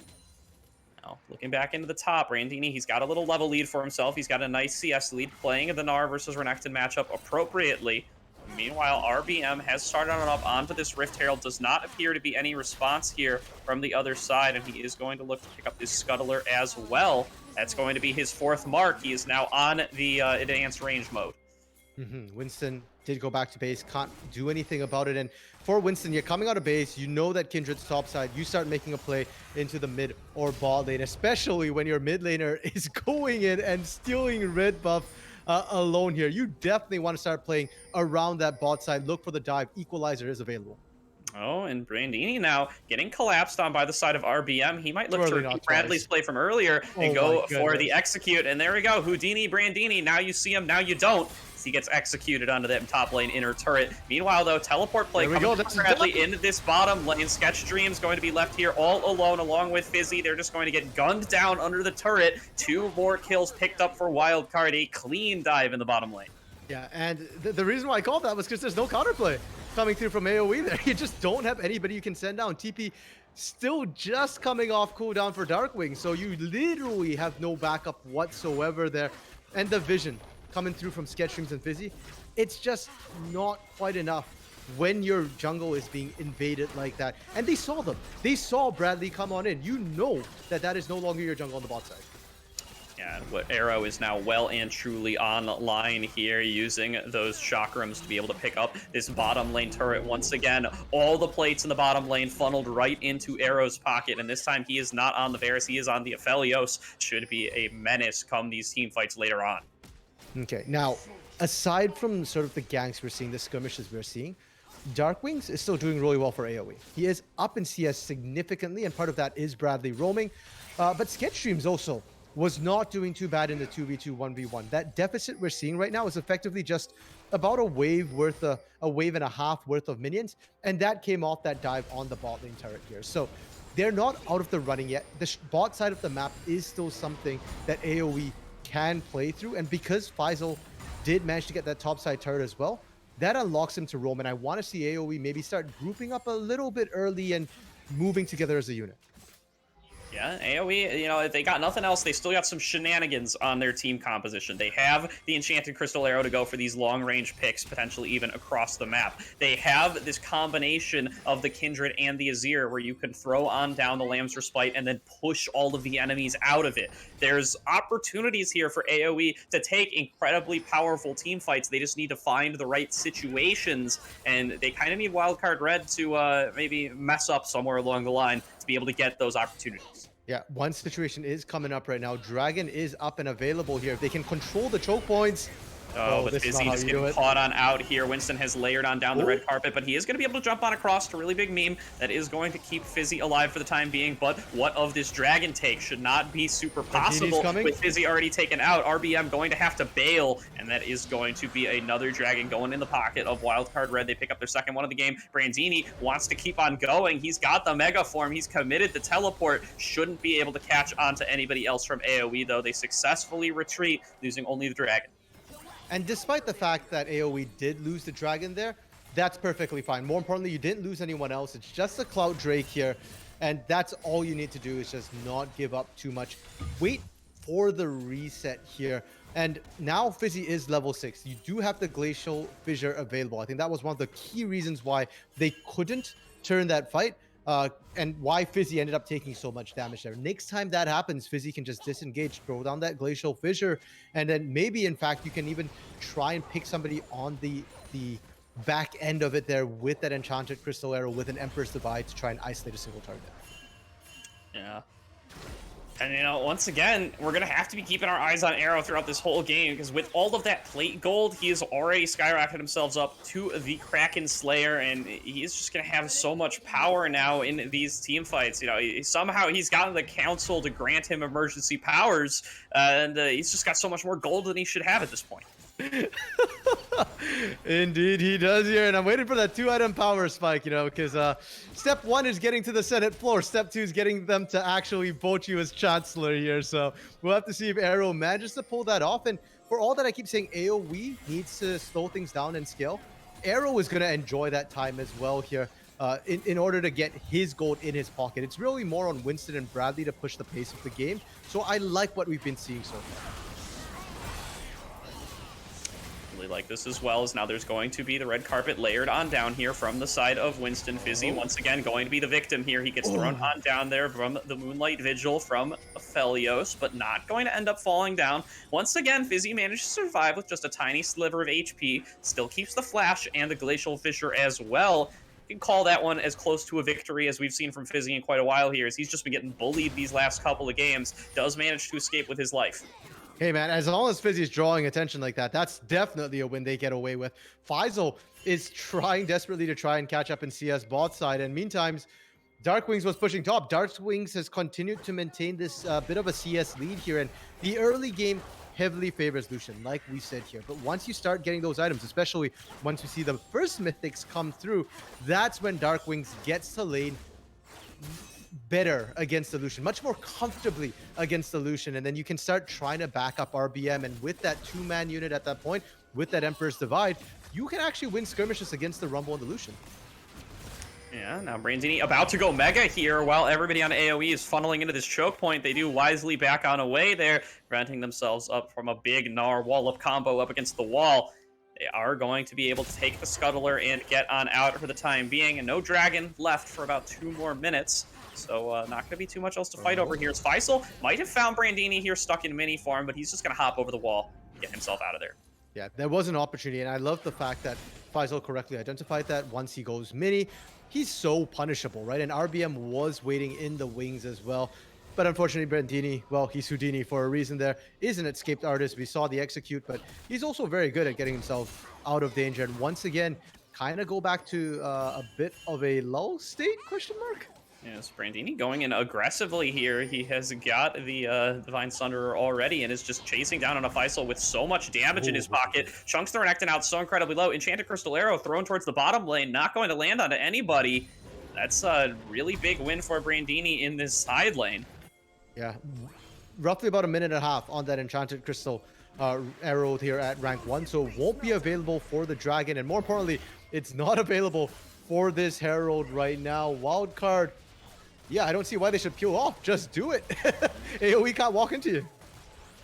Yeah, it's a big pain point for AoE right now. They would need their front line, they would need their Renekton, but he is otherwise occupied in that bottom lane for the time being. That means it's going to be a free Rift Herald picked up here for the side of Wildcard. They continue to exert their control over the map here. Now, with that said and done, it is actually a small opportunity right now for the side of AoE to set up for the bottom side of the map. They are a little bit behind, but they are at the point where they can look to flex themselves a little bit in these team fights and see whether or not they can win it. More importantly, they can control choke points with that Glacial Fissure and with that Emperor's Divide here. So depending on how Brandini plays this, if he doesn't get into the back line, AoE should actually be able to take control of this objective, this dragon that's up. Yeah, they are the first ones there as it spawns. They're going to start it up right away with the trio of Faisal, RBM, and Darkwings. Brandini is here, though, and he is about to go Mega. Nice timing here on this Gnar. They go on in. The smite comes on through, but the Gnar comes back to throw some members into the team. It's going to be an attempted flash away from RBM. He throws on down the Lamb's Respite, and he is going to get taken on down, flayed out of there by Daption. Now, can the rest of AoE escape with their prize of the Dragon? It does appear like they are going to be able to do so, but they've lost so much to this Rift Herald. They've lost their jungler, and now they're getting forced out of their own jungle by the side of Wildcard. Yeah, really heads up play from Wildcard as well to make sure that they not only get an exit kill, but the mid lane turret, another chunk as well. Insta cleanse Captain Jack Sparrow here from Arrow to just be able to make sure the Enchanted Crystal Arrow doesn't even matter. But the cooldown on that is fairly significant. The arrow will be back up, and AoE needs to start playing around these small windows of timing here. A summoner's down, you need to punish that player here. If you don't, then, well, Wildcard just feel like they're the better team right now when everything is equal. How many Disney characters is Arrow going to be throughout the course of this series? As now he is getting collapsed on here, as he's going to be engaged on by the side of Sketchdream. They're potentially going to be able to get the concussive blows on down. One more auto should be able to do it, but he lands it on Adaption instead. It's going to be flayed under the turret. He survives the volley as well. It was all a bait from the evil mastermind that is Darth Arrow. They're going to be picking up 3 kills here off the back of the botched dive. Another big win for Wildcard Red. Takes down RBM, Sketchdreams, and Fizzy. You can't keep getting away with it. When? Who is going to be able to punish Arrow? Faisal in a bit of a dangerous spot, but should be okay here. Yeah, he's going to be able to just walk on out here as Brandini in the Mega form, just too threatening here. Does have access to the Gnar as well. And without a team there, AoE, they really can't challenge him at all. They're going to lose their top outer as well to Bradley on the split push. What you gonna do about it? Nothing, apparently, here. Brandini not even taking the Dark Passage. Just bounces on right out of there. And for AoE, they need to find some sort of favorable play for themselves. I was okay with them before, just kind of stalling it out a little bit. But in the last 5 minutes here, Biff died 4 times, lost 2 turrets. That is a huge influx of gold. 7,000 to be exact in terms of differentials right now, and that does mean that when they go back, when they shop, you're going to be at a massive item disadvantage. They're trying to set up for Winston here. I don't know if these two have enough damage. Equalizer's already back up. Yeah, going to at least be trying to get something here as they do manage to land the concussive blows there. Should be able to get their stun fairly soon, are able to do so, but it only takes Winston to about half HP. Now Fizzy has to back out away, be concerned about Brandini. He throws down the Glacial Fissure to create a little bit of distance, but here comes Arrow. He picks up the first kill there onto Fizzy, gets the root down onto RBM. He's going to pick up Kindred as well. That actually goes over to Brandini. Now Faisal trying to escape. He's going to get Dark Passage on. He's going to get thrown back in with the Gnar. He's going to fall on down as well. It is another 3-for-0 for Wildcard. Gonna be another Baron here as well. It looks like this series is all but over, RMC. Oh, Gordo. Scene. AOE getting killed. Cut. AOE getting killed. Cut back. AOE getting killed. And Baron now in the pockets of Wildcard right now. The deck was truly stacked in favor of Wildcard here. Start to finish in every single game. They can't deal with Arrow whatsoever. And in this game, they still can't deal with Arrow. And here's the thing that boggles my mind the most. Arrow's not even the most fed player on their team. Bradley has more kills in his pocket, has almost even CS. For that matter, Daption has more kills than Arrow does right now. Yeah, Daption's got almost 100% KP this game. He has really been showing up here on this Thresh, is an expert player on this champion, as you said, has been drawing bans on it throughout the series and throughout the tournament, and he's really showing everybody why here. It's a great pairing with Arrow's Aphelios, but also just on its own is a huge playmaker here and can really provide a lot of safety to his teammates and a lot of threat to the opposition. Okay, Brandini's pushing in mid right now, solo. But it's Pate. Look at what's happening bot side of the map. They're all coming in there. All of Wildcard's here, and RBM, are you cut off?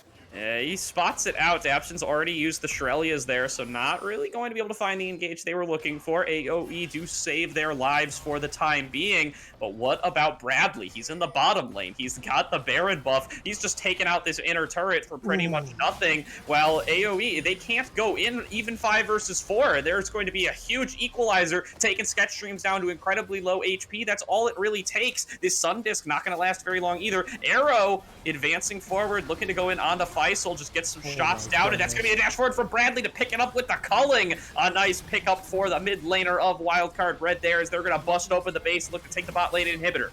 I was actually going to criticize that equalizer that came down from Winston. It did absolutely nothing, but considering that's the only criticism I have for Wildcard right now, doesn't even matter. You just go down instead, get the kills there. Brandini gets the free push, double inhibitors here. AOE, I said their backs are up against the wall this game. Their backs are up. Oh, that's the root Moonlight Vigil coming on through from the side of Arrow. They hook and pull on in Fizzy. He's going to fall down as well. Now they're looking to get onto these Nexus turrets. They want to close out the game and close out the series right here. 23 minutes, 10 seconds into game number 3. They're knocking on the Nexus towers. They have taken down 1 Nexus turret already. Now going to be flashing forward onto RBM. He's thrown down the Lamb's Respite. Should keep him alive for a short period of time. Daption going to get shut down by Faisal. He tries to fight back, but Arrow's where all the damage lives, and Arrow's gonna melt right through him. Now Darkwings and Sketch Dreams grouping up around this last Nexus turret, trying desperately to keep it alive, but the Baron minions do so much damage. Darkwing advances forward, trying to make the hero play, isn't able to get the Emperor's Divide onto anybody. He's gonna fall down as well. The door comes on up to block away the culling, but they've already lost their main damage source in the form of Darkwings. There's already 4 members coming forward onto this Nexus, and Wildcard Red are going to advance to the semifinals and look to defend their cup title in the second tier 2